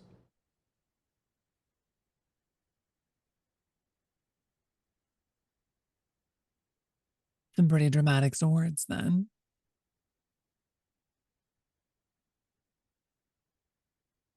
Yeah, I mean, I'd be very interested in reading it if I I'll could just find check it the. out from the library then. Yeah, and like the Cliff Notes version, basically, that the intent of the blades is you name who is being protected. You choose your charge, and with the blades, you protect them with your life. They're blades of service. Well, I'll have to get proper sheaths for the other 2, which shouldn't be terribly difficult.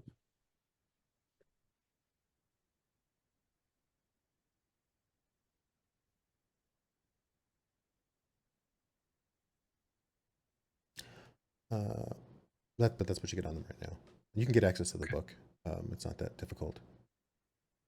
Yeah, it's really more cursory reading just to understand more about it. You want to read the story about the lost Ronin?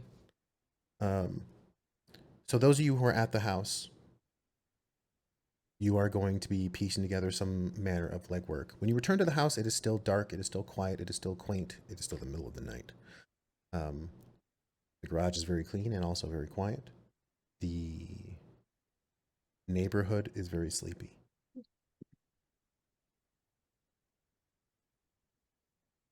Saint, you get ready. Are you doing anything in particular to prepare for your outing? Yes, actually. Okay. I probably put on clothes my team has never seen me wear. Oh.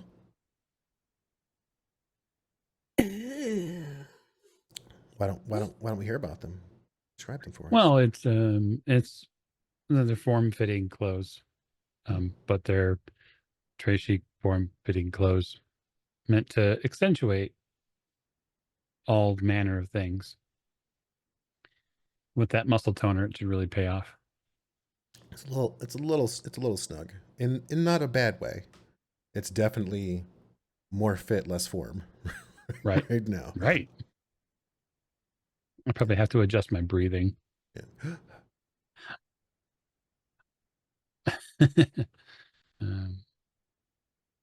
I'll take I won't take everything with me, but just the max power for self-defense. Okay. The coat I put on over it is not like my armored jacket. It's like it's actually probably I could probably put the coat on that I got from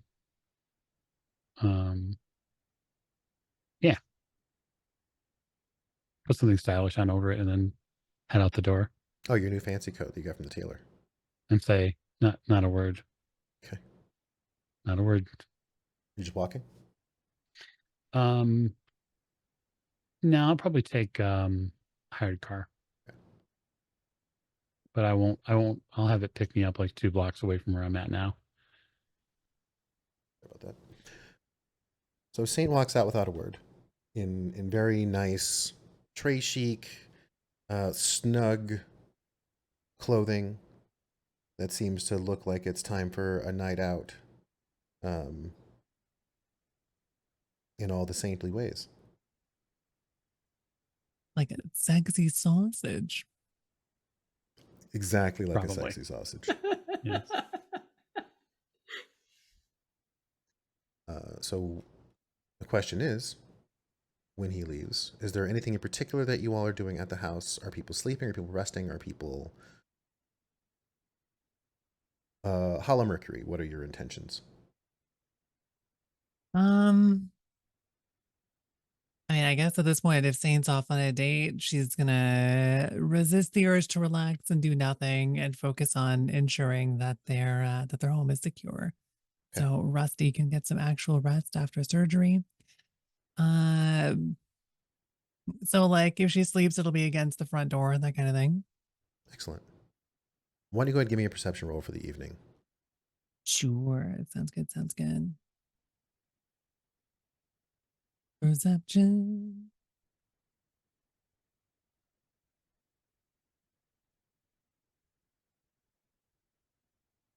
I got 3.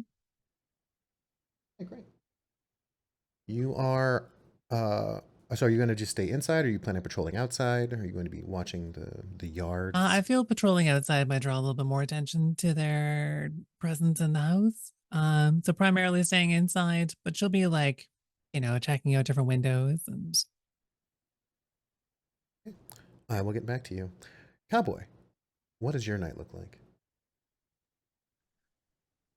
Well, my night was going to be murdering Orifice. Not somebody's orifice, just Orifice, not the Orifice. Who picked that? terrible Why name. can't we have both? So is there a roof on this place? There is. Yeah, it's a 1-story kind of suburban ranch house. Yeah. Am I able to? Is there a ladder somewhere I can get on the roof? I won't make you make a climb roll. It's a 1-story home, and you're a physical adept. You I can get to am. the if I can get to the roof of a suburban house in high school, you can do it now. I have climbing gear. It's fine. So I'll jump up there and keep an eye on the neighborhood. Hey, why don't you give me a perception roll as well, please? Gladly.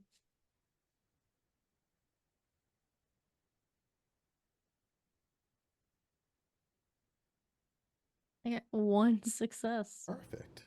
I love that. I love that for everyone involved. Rusty, why don't you tell me what you're doing with your evening besides being heavily medicated?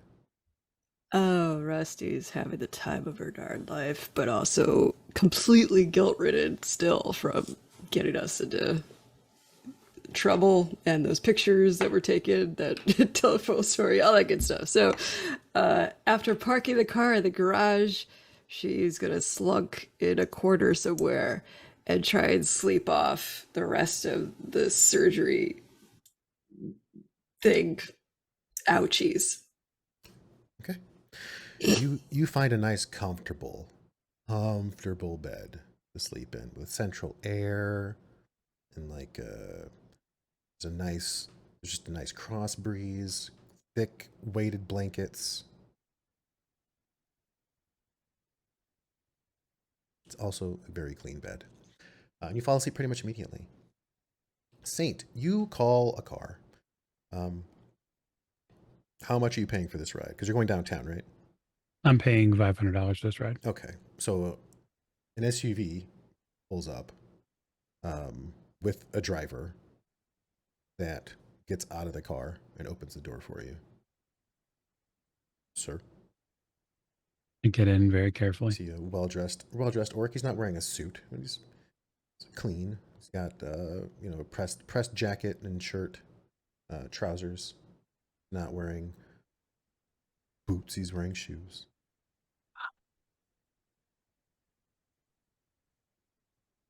Yeah, step into the vehicle. You slide in. He shuts the door. You see there's a small snack and bottle of water and like a small bottle of wine waiting for you. Climbs in the car. And where will be heading tonight, sir? Downtown. So you know that at this hour, if Eden is getting her night started as she does, she's going to start at the wine house.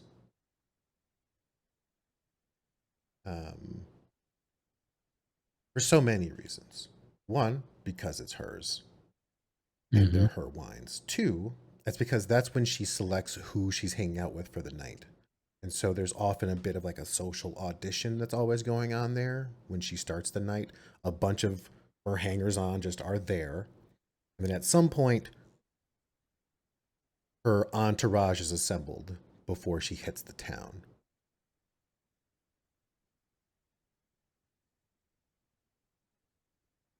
Yeah. You can probably think through on the way there, think through what I'm going to try to say to her.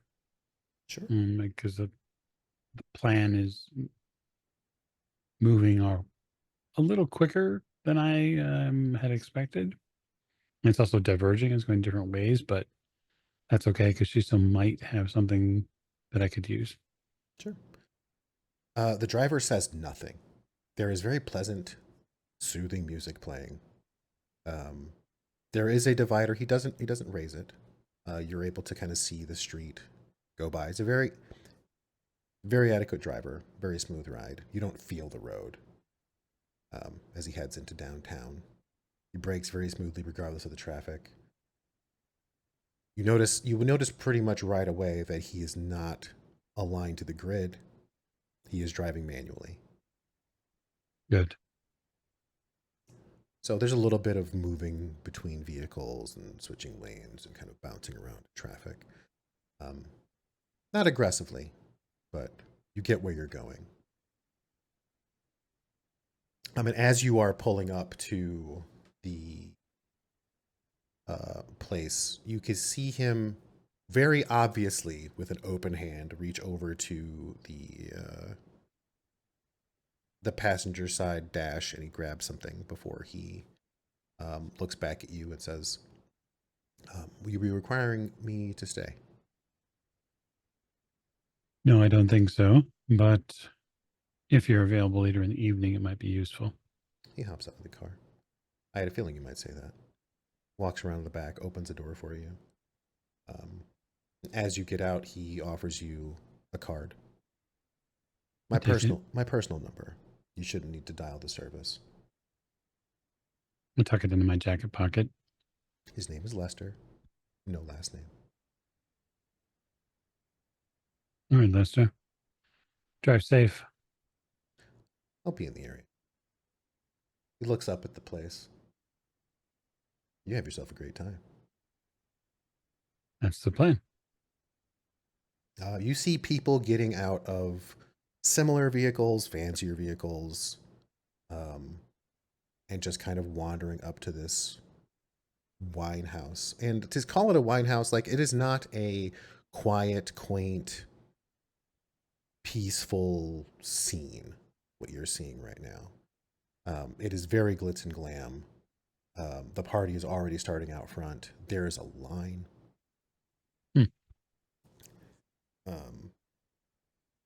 But you are relatively certain that you're on the list. Let's hope so. Otherwise, it could be a long night, Pretty much. especially if it rains.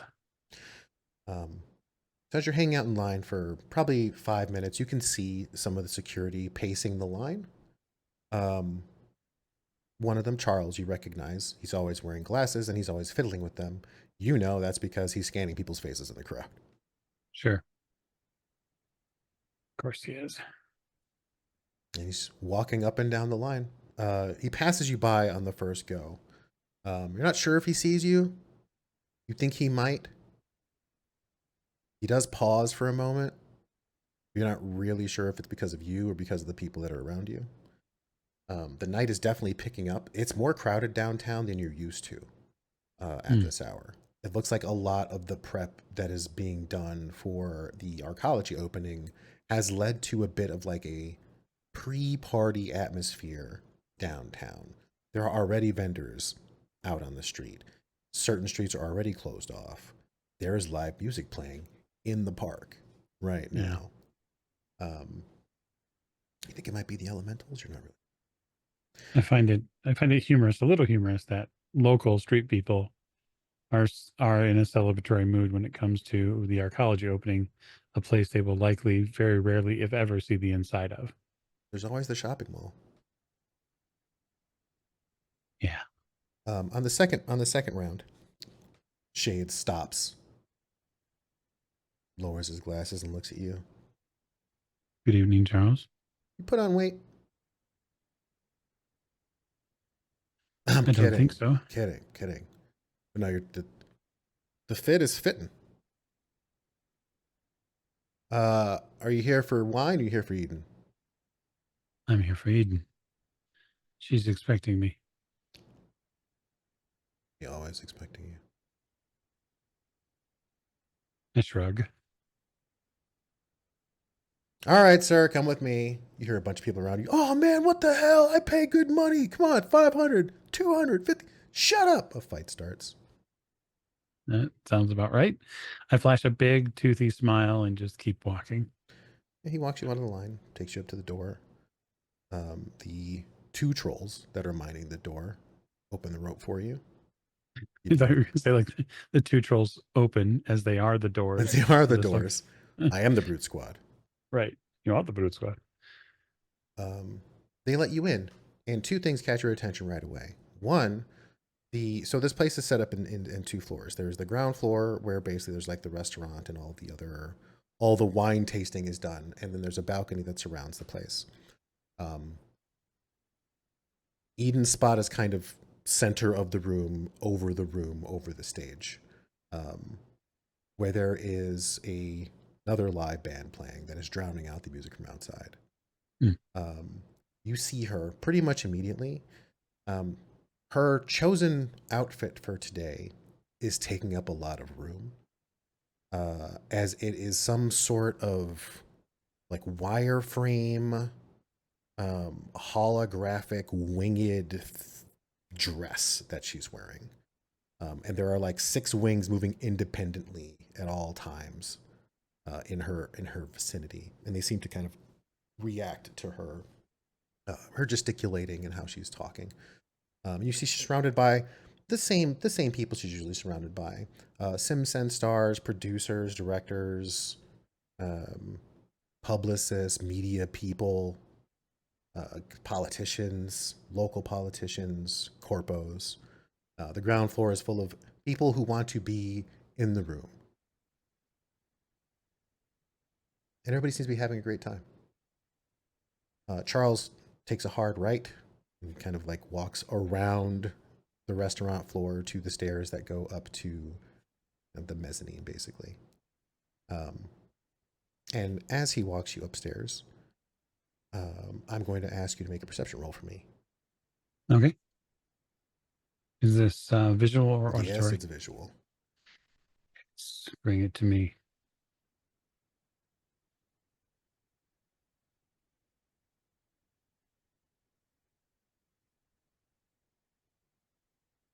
One success.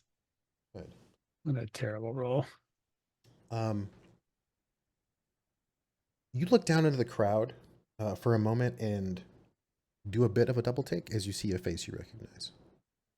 What's the face? You see the face of a kind of middle-aged Asian gentleman. Last time you saw him, it was in a very dark club, and he was not wearing glasses or the suit that he's wearing today. But if you were a betting man, that's Dr. Sherman Huang, and he's sitting at a table with a woman and two other people. Shit.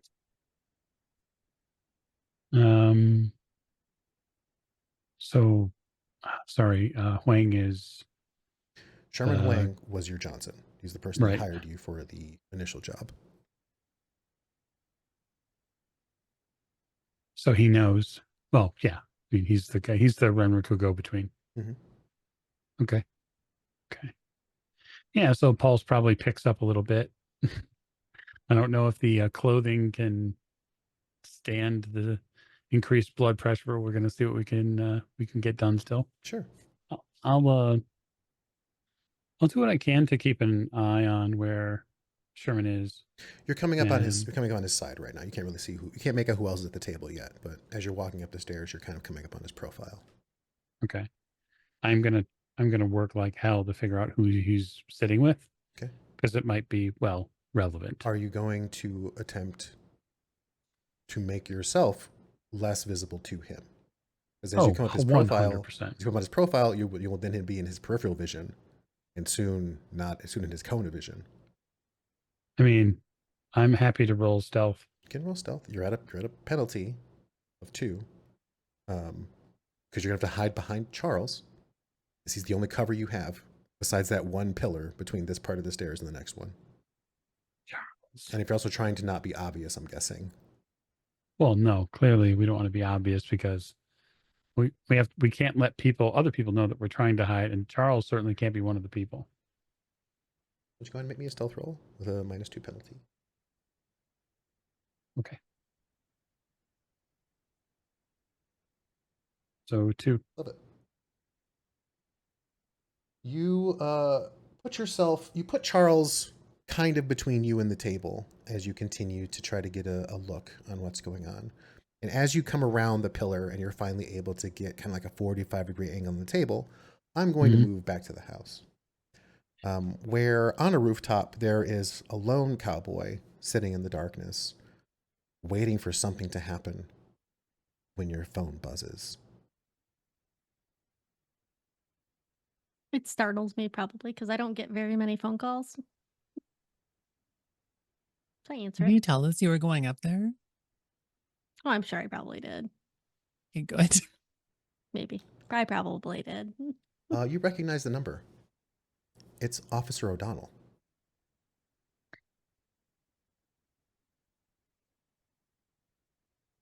Answer the phone.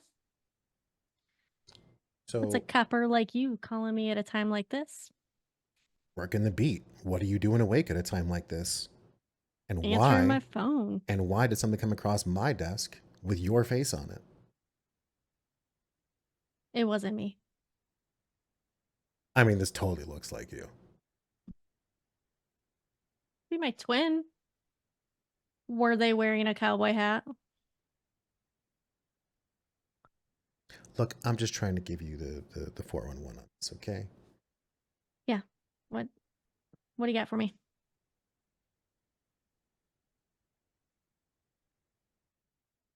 there are some questions that people are having about a incident that occurred in Redmond the other night. And normally this kind of stuff wouldn't come up, except the victim. Well, the victim's parents are not happy. We'll call them displeased with the state of affairs as far as justice is concerned. And they've decided to raise a ruckus.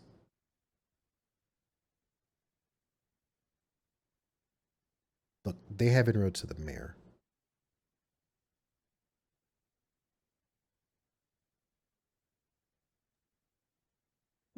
Yeah. So all they have is a face? Do they have a name? Do they have my name? I don't have a name. I'm not necessarily privy to the details of the investigation. I'm not in homicide. We got past pictures. We're supposed to report. That's about it. My beat's downtown. I'm guessing you're not there. I'm hoping to God you're not there. Because there are eyes all over that place right now.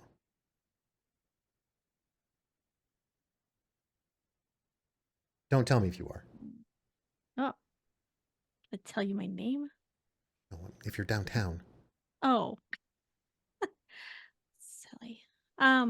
Do they have photos of anybody else? I wasn't given photos of anybody else, but again, I'm not keyed in on the investigation.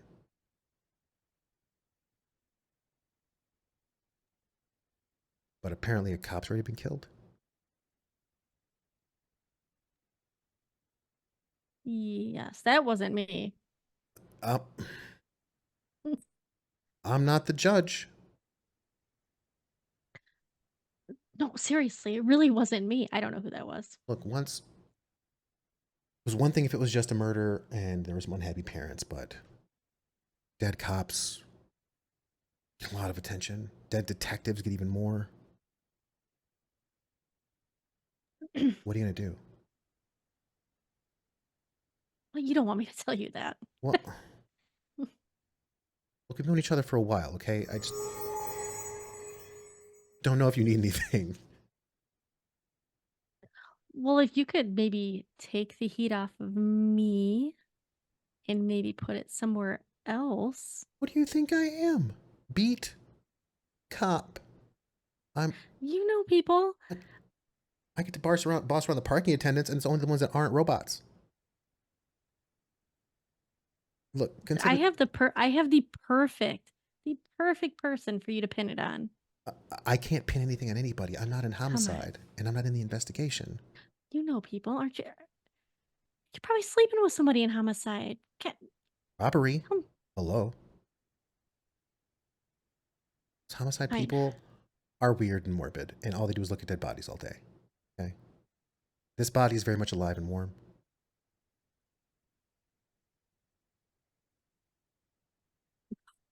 Don't knock it till you try it. Hey, so can you pin it? I have the perfect name. Come on. Come on. I'll get you a coffee. Look, if you want to try to sway this investigation, you're going to have to get to the detective somehow. Done. What's his name? Or her name? Or their name? Her name, Detective Joyce Turner. Detective Joyce Turner. She got lead in the investigation because it was her partner that got killed. Oh. Well, where can I find her? Hey, wait a minute. What? Heads ups are free, okay? Are you saying I have to find her on my own? Well, you can. I'm not going to kill her. Nobody's paying me. I want to help her in her investigation.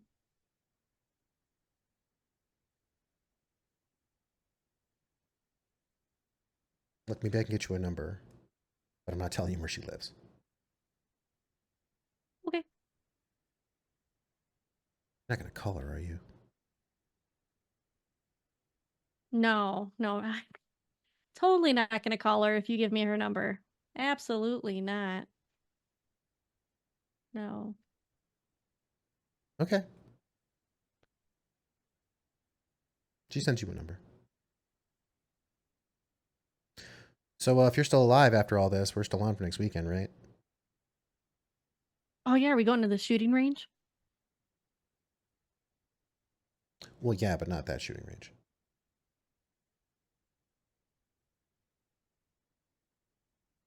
Chat I later. get what you're putting down. She hangs up. Cowboy's a whore. It's okay, Yeah, Voice of horror. you're just getting your needs met. right? That's right. There's nothing wrong with that. No. Give it. We go back to a club where Saint is walking up a stairwell and rounds the corner of a pillar. Next to Sherman Huang, you see a woman. Blonde hair, pulled back in a relatively tight bun. Well dressed. Definitely corpo. Very set chin, glasses. You don't recognize her.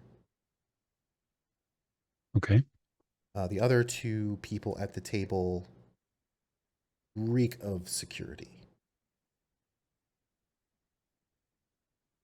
Like paid security for Huang or for this lady? Either or. They are both wearing obvious lines, like obvious comm lines that are hugging the inside of their ears. They're not real. I mean, they're not very easy. They're not concealing their predators very well. I mean, They don't have. They're- They both have glasses of water in front of them. yeah, they're the security you're supposed to see. Yeah. So where is the security that we're not supposed to see? That's a good question. Give me a perception check if you like. Yeah, why not? That seems like a fun thing to do. And maybe it'll work out in my favor, maybe not. That's okay. 2. You survey the room on your way up as you get a really good view of the room before you actually get to the mezzanine. And everybody seems to, again, just having a good time. Even their table, even though the conversation seems serious, they are drinking their drinks and eating their food and talking and contemplating and being social. But there's a table of people that aren't being sociable. Hmm. They're just kind of hanging out, watching people. And the reason they stick out to you is because there's 5 of them. Yeah. And they're Very all similar clothing lines. They're all dressed pretty similarly. Okay. So with my cyber eyes, what I'd like to do is mag in. Okay. Take some pictures. Just as I move.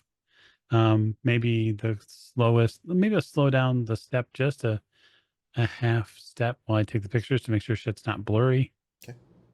And then move right along. It's a woman and 4 men. All Asian, all roughly the same age. They don't look the same, obviously. They have similar styles and ways of kind of carrying themselves. You get to the mezzanine. Charles steps aside, opens up the rope. Says, "Have yourself a good night. Thanks, Charles. Saints be with you."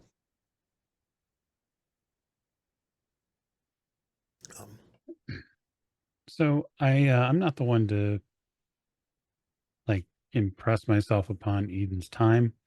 A lot of people do that, right? So what I'd like to do is locate, which won't be hard, and then get myself into a position where I can utilize the balcony for my own purposes, right? Mhm. So to potentially spy on what's going on down below, but also to move into that portion of her vision where she will occasionally have to move or check, like when she's in a normal conversation with somebody and she pauses and looks around, like when she looks to her right or when she looks to her left. Like I want to be in one of those spots. Okay. You find a spot to hover. Why don't you make me an etiquette roll, please? Oofed etiquette. Here we go. You can add her loyalty rating to this roll. Oh, I'd love to. That will be super helpful.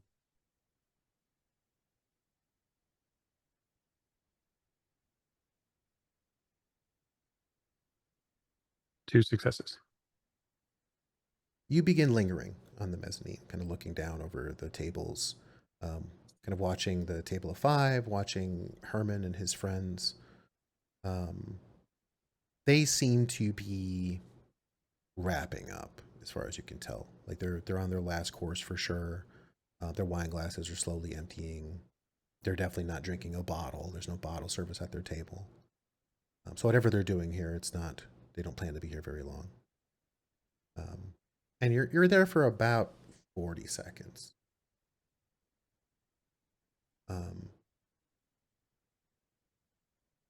When you a shadow passes over you, and it's a shadow that you are familiar with. It is her head of security, Brutus. His name is not Brutus. That's what she calls him.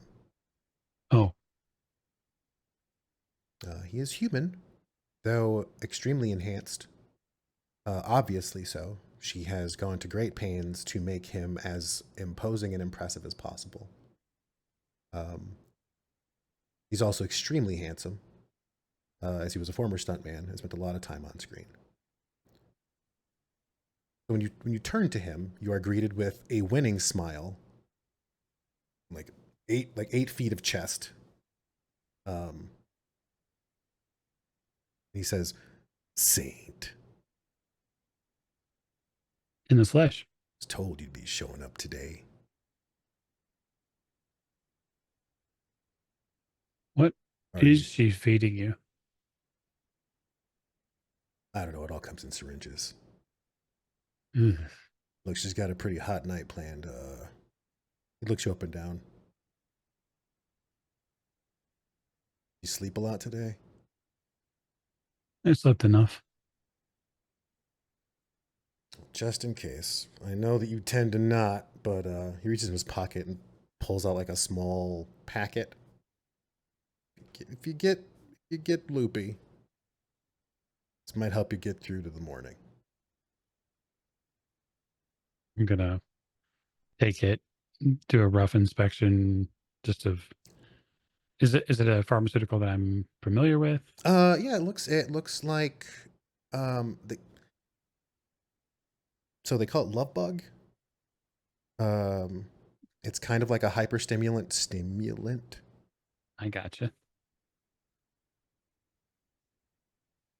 Okay. Yeah, I think I saw, something on the tread one time about this stuff. Come on. He starts walking toward her table. And you see that she keeps looking and talking and looking and talking and looking and talking and looking and talking. Right. And basically when Brutus gets there, she stops talking to the person she's talking to, who is still talking at her. You recognize the person she's talking to. You recently saw a Trid starring this woman.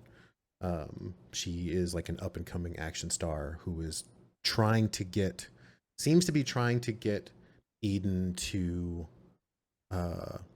perhaps co-star in a film as like a damsel in distress type.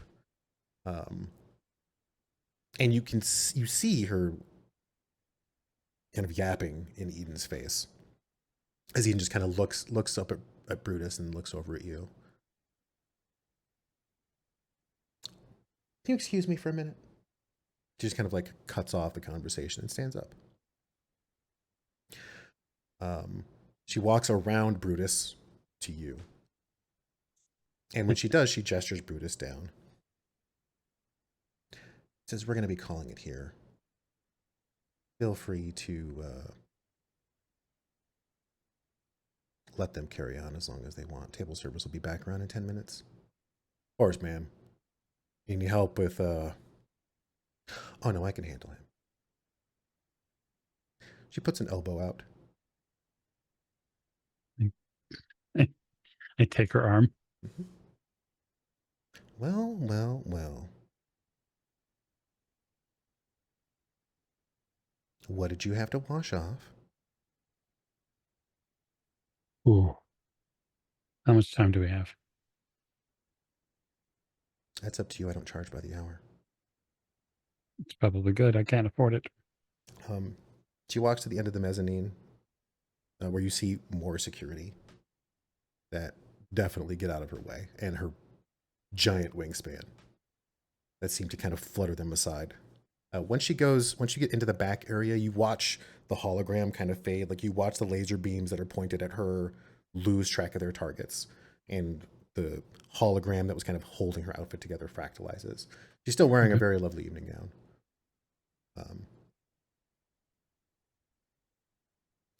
It's hard work out here working hard. Sometimes you just need a night to cut loose. So I'm really hoping this isn't a business call. Not entirely, no. She makes a face. Uh, So what's going to be first then? Pleasure, of course. Smart man. She checks her watch. Looks you up and down again. You put on weight. No, I had slight adjustment by a local.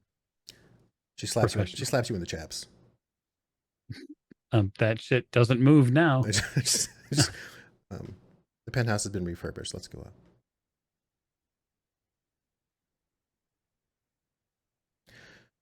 Yeah, so on the way up, I'll ask her, did you get a good look at the lower bowl crowd tonight? I'm aware of everybody who comes in here. I don't know why you would ask me that. What do you want to know about? Blonde lady, tight bun, was with some obvious security and had an additional table of Renraku people nearby. Lots of Renraku guests in the past Yes, couple days. Can't imagine why. I can. What's your interest? Purely academic. She pinches you. Okay, so we have a developing situation, and she is speaking with someone whom I had a business arrangement with at one point, and I know who he is, and I don't know who she is, and I'm trying to make sure that I stay abreast You of realize that all relevant parties. you realize as you're talking, she's leading you basically into the penthouse. You've like gone through the double doors, and you're standing in basically like her living room area, her lounging area, and you can see the windows that look out over downtown. It's not like a penthouse. She's a little above ground level, but she looks out over the quarter where the band is playing, where the crowd is, where the fireworks are. It's a gorgeous sight. People have erected ice sculptures about all sorts of things. You can see the statues in the square.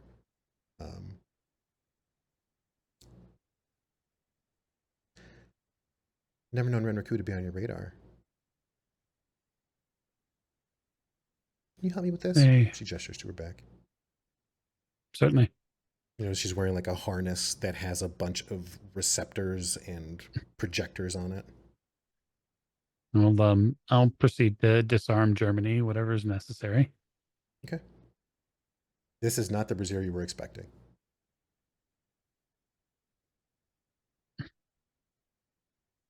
Yeah. Does it actually go like this? It comes apart. You think you break something. There's Oh. some weird sounds that happen. She chuckles. Where do you get this stuff? Sponsors. That makes sense. How much I got paid to just wear that thing? Tonight? I'm not going to wear it again. It's an uncomfortable thing. She's standing there basically nude. I don't know if this is probably not the first time he has seen her nude anyway. So. No. She seems pretty casual about it. If she's not bothered, I'm not bothered. That's not true, but I'm just going to not try to let on.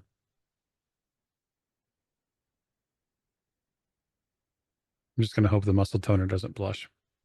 All right. Tell you what. If we're doing business after pleasure, you're going to have to tell me what I'm supposed to give you. Then I'll tell you how much it's going to cost you. I just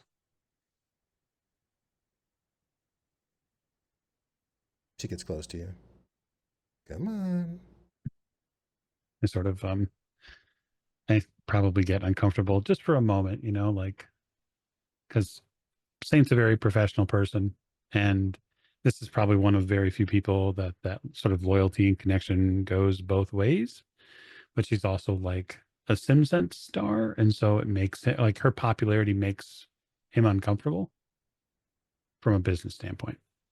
So I'll look down, just chin level at her, and say, "This is a complex situation." Tell me about it. She gets like in your face and is like on you. You can feel her hands on you. So there's a very sensitive matter that I am attempting to discern the proper location of. Um, I need to know if you've heard of someone and if you can assist me with potentially getting into or around their circles. She gets up next to your face and whispers to you, I need it. Akimi Todomasa. You feel a strange sensation. You feel your gun get pulled from its holster.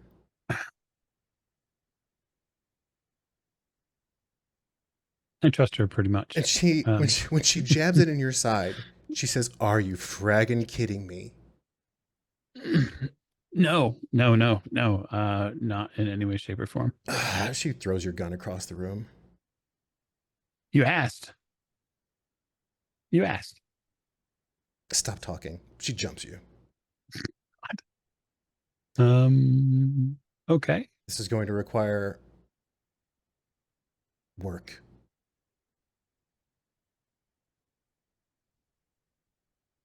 I would hope so. And the lights dim. Meanwhile, back at the house, Rusty, you find yourself restless in the night. You feel like you keep having dreams of being chased. Chased and running, you're chased, you're running. You can hear this thing behind you, panting and panting, growling and stomping and panting and growling and stomping. And there's a moment where it jumps at you, and there's this shadow of just this monstrous, frothing, nasty, smelly, growling creature on top of you. And you wake up. And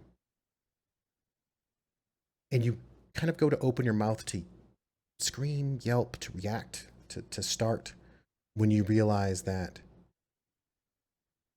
there's something looking down at you in the room that you're in your nice, soft, comfortable, safe bed. The weight of an immense shadow is hovering above you. And when it looks down at you, its eyes glow red in the darkness. And you can hear it heaving and breathing and kind of gasping and wheezing. And you remember when you've heard this sound before in that trailer.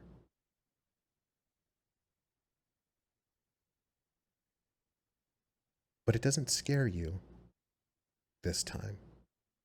It seems to tilt its head, and it opens its ugly mouth and begins panting in front of you.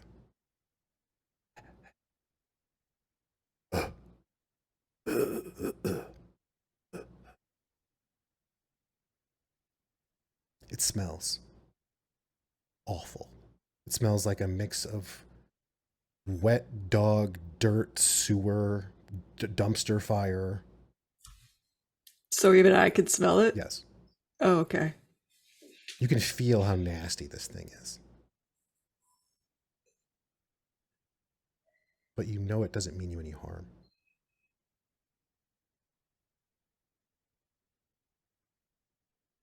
And it steps off of the bed.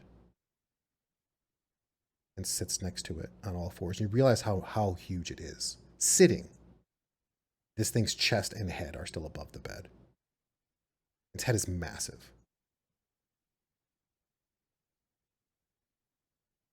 Oh boy.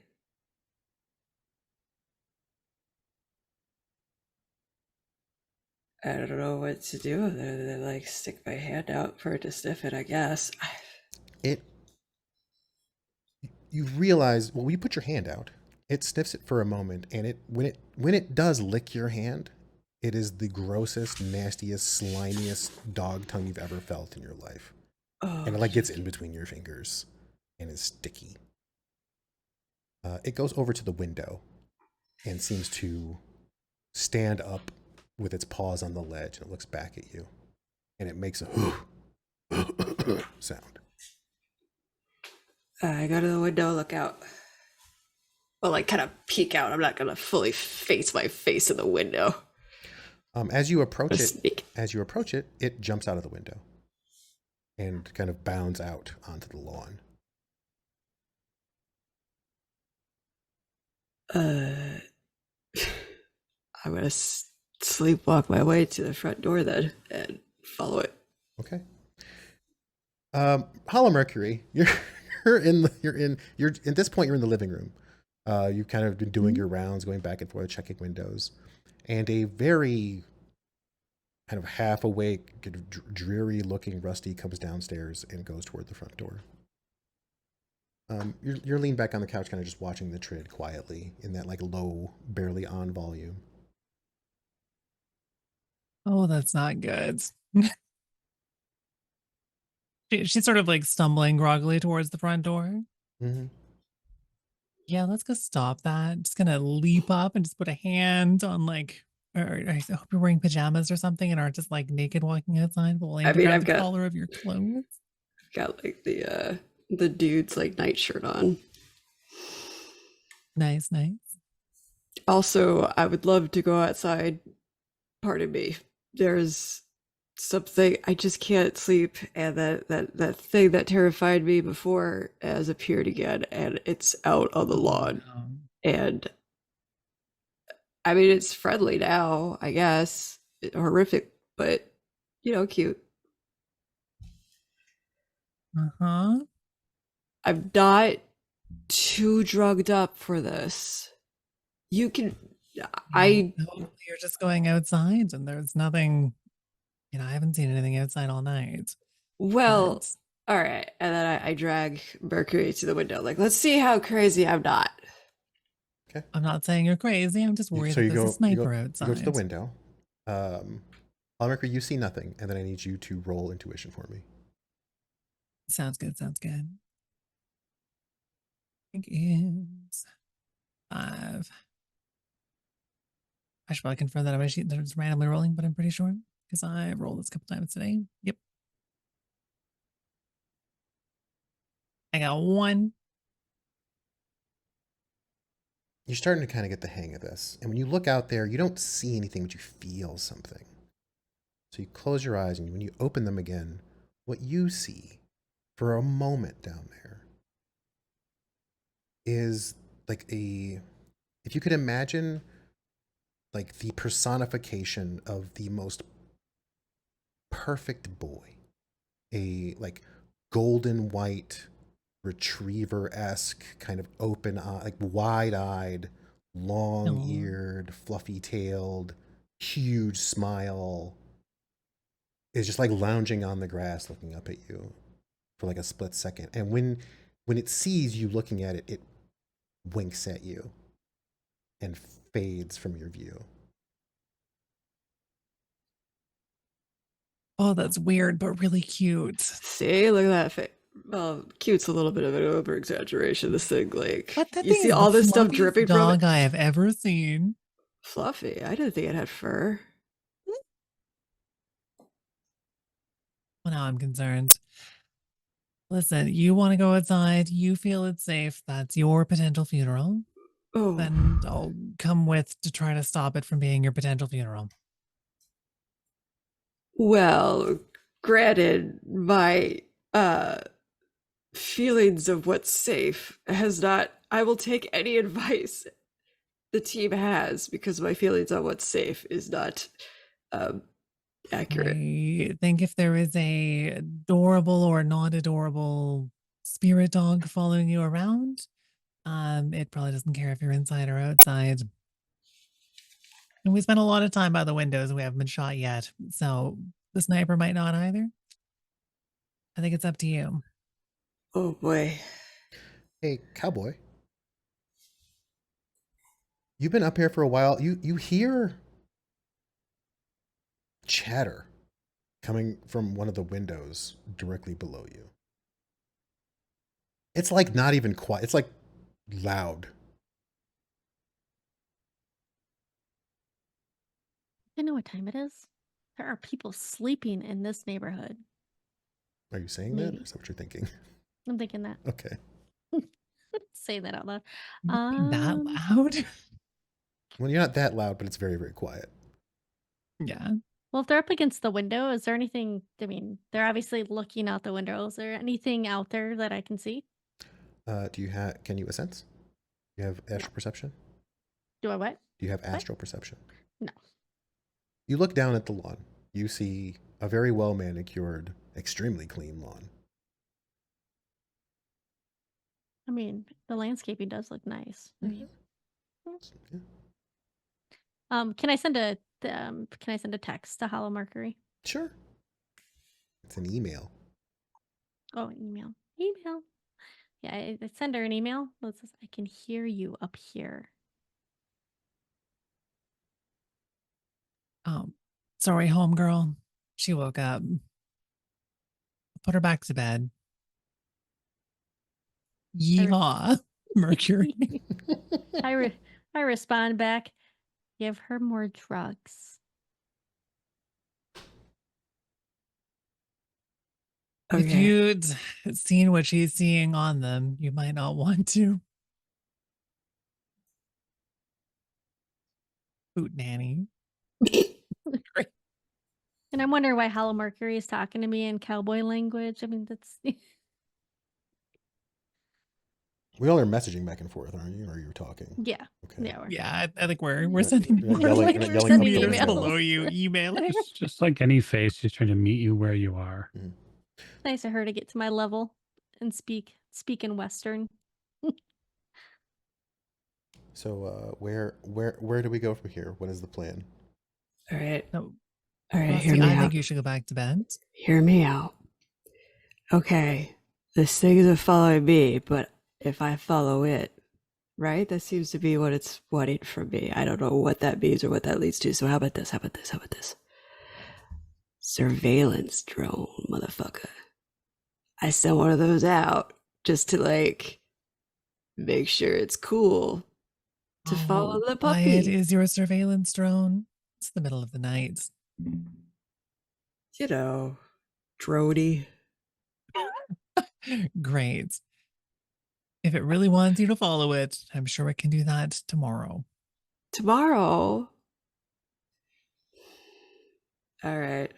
Or All if right. you think it's worth it. You I'm not gonna know, let you go alone, but I'm gonna want to take a little to-go tea with me. you know what? Actually, going back to sleep might be a better idea. I don't want to. I don't The want to beds are mess. so comfy. Hey, I don't want to mess up for this group anymore. I've done that plenty. sugar puts in so much work. Um, It went above and beyond, dear. I mean, not for us, but it's convenient for us. that's true. I'm like slumping back to my bedroom while while Mercury's telling me all this stuff. Like, God, Okay. there. You get back to the bedroom. You can still smell it, and like you can still smell it in the room. Like it's lingering. Particularly on the bed. I changed bedrooms. Okay.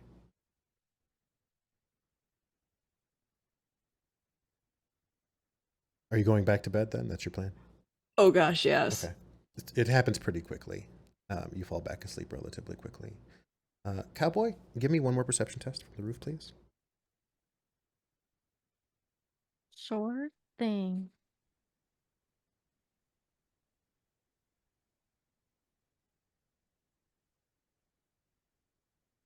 I get 2 successes. Excellent.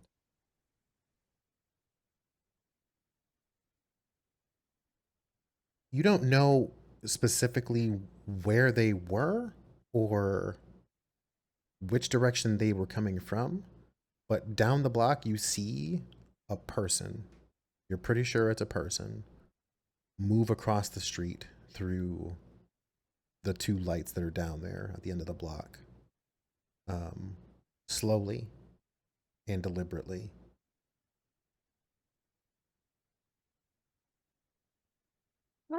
I have my my AK-97 with me. Okay. So I will level that at them. I won't shoot them. But if they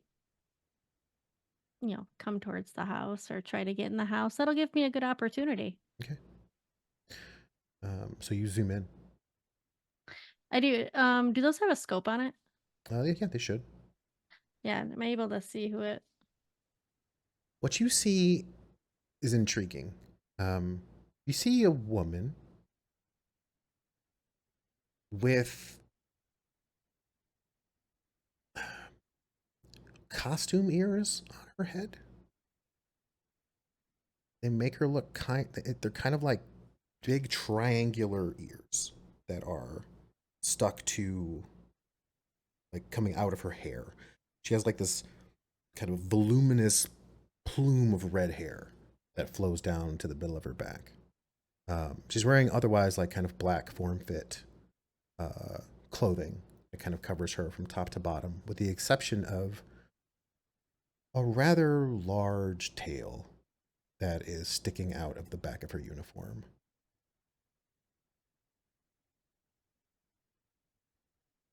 And as you watch her through the scope, she stops and turns to you.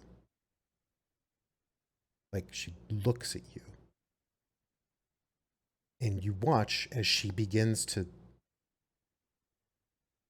kneel down and shrink and shrink. As you watch kind of she kind of turns inside out right before your eyes. But not like violently. She doesn't turn into like a pool of goo. She erupts in kind of a flurry of a ball of fur, like golden orange fur. And when the shift is over, she's maybe 2 feet tall, maybe a couple feet long, with the same voluminous tail, same giant ears. And a wild fox bounds out of your vision and dives into a bush.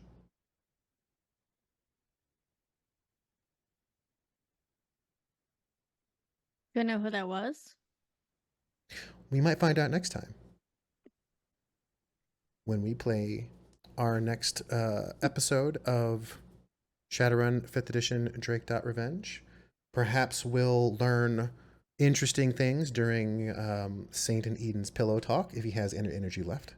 We'll resolve that stamina roll later. Hopefully Rusty gets a full night's sleep, and Howler Mercury's paranoia doesn't prevent her from getting any rest on such a stressful evening. I would like to thank you Find all. out. I would like to thank you all for coming out and watching and listening. Just so that we can, do this properly, I would like to give our amazing cast an opportunity to once again remind you who they are, what they're doing, and how you can find them. I will start this time with Mike. Yeah, hi, Mike. I am the head of the Old Ways podcast and Old Ways Entertainment. And where you can find me is, all over the internet, but here on Twitch and then on the Discord server. There are links, of course, on our Twitch page here where you can shop over to our YouTube channel and see playlists, especially if you've missed any of the episodes of this fantastic Shadowrun game. Go check them out there. Excellent. Thank you so much for that. And yes, check out all the Old Ways stuff because we do a whole lot of stuff. Next in line in the lower left. Hi, I'm Pesto Mystic, and I've been playing Rusty tonight. Rusty is the allergenic sort of driver drone person thingy that is very new at this whole Shadowrun thing. If you haven't figured that out, or yeah, and this was super fun. Thank you so much. Thank you so much for the game tonight. Thank you so much to the viewers and all the new followers and subscribers and raiders. Thank you so much. I'm glad that you were able to join us tonight, and I hope to see you next time. As do I. And in the lower right position, tell us all about your hat. But did you say my hat? Your hat, yes, your hat. This is my hat. I That's didn't wear an it awesome tonight. hat. Sorry. Next time. I'm Morgan. I play Cowboy. Our pronouns are she, her. You can usually find me on the Old Ways podcast server, Discord server. I play, on the RuneQuest game, 6 Seasons in Sardar, Children of the Periphery. If you're looking for some oldies but goodies, I highly recommend Nasks on our awful tap, and I'll, if I can ever, our awful tap. And yeah, play Cowboy, who is apparently the lover of everybody. She's kind of like the Casanova, apparently, of the Shadowrun world, and that's okay because everybody needs love. And we don't be shaming around these parts. Nope. In the upper right, who are you? I'm some kind of a doofus. Hi, I'm Millie and or Bunny Hearted. My pronouns are she and her or they and them. All the Mercuries are she and her. This was a blast. Thank you so much for game. It was really wonderful getting to pop back in to this cool world with all of y'all. And I'm very excited to see what's in store next time on drake.Revenge. Daunt. I don't know how to follow that up. But once again, I have been Lecco, your game master for the session. Today we got to find out how much legwork is done on your back. You don't have to stand, but you have to stand for something. Good night to all of you. Take care of each other. Take care of your friends. Take care of your family. And by all means, play some video games. I recommend Shadowrun for the Super Nintendo. Ooh.